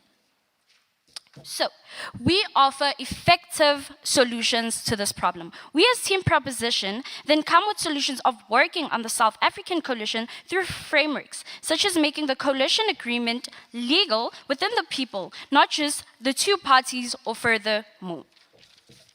We as Team Proposition also acknowledge that the opposing team rather focuses on the disadvantages rather than acknowledging that there is also good within the coalition government. So we as Team Proposition want to ensure that there are clear legal guidelines that confine coalitions. Now, how are we gonna bring in a solution of frameworks? So we as Team Proposition are gonna amend the Electronical Act, which is gonna then reinforce the framework for coalitions in South Africa. Team Proposition also looks into the benefits of a coalition government. So we do offer solutions to fix these problems that coalition governments have, but then we also do acknowledge the good. Right. So, such as how there is a wider range of opinions which are involved in coalition governments, as previous speakers have stated. Policies on the coalition government are most likely to be debated with various points of views considered before policy is implemented. So we as Team Proposition say coalition governments are rather beneficial, but then we say we will also address the problems rather than just looking into the disadvantages as the opposing team. So coalition governments represent a broader spectrum of people and a wider range of views, therefore making them more democratic and fairer. So coalition governments are essential. We, Team Proposition, do acknowledge the flaws, but we still stand with the good and benefits coalition governments stand for. Thank you. Thank you, ma'am. We go to Siavonga. Mhlanga Gift. Over to you, sir. Greetings to the House at large. This is Gift Mhlanga, who is the third speaker of the opposition side. I feel like we are alone in this room because I don't acknowledge their presence. I mean, they are actually agreeing with what we are actually saying. If you may listen to them, I feel like they are actually sitting where we are sitting. I'm sorry, but I don't feel like you are here. I mean, coalition government happens to bring disadvantages that actually prove that it can never work. As my first speaker has already mentioned, that how can you put Malema and Zuma in one room and tell them to work together?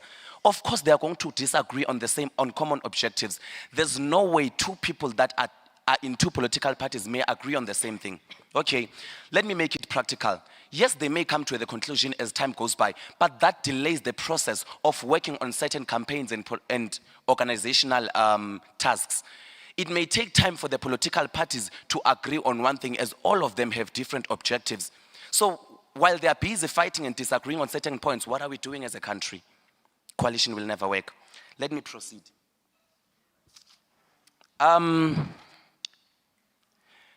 Coalition seems to be something that is not easy to monitor and evaluate, as they have said that South Africa is not working in a form of in a coalition government because they are not well regulated. This proves how difficult coalition can be to evaluate and monitor.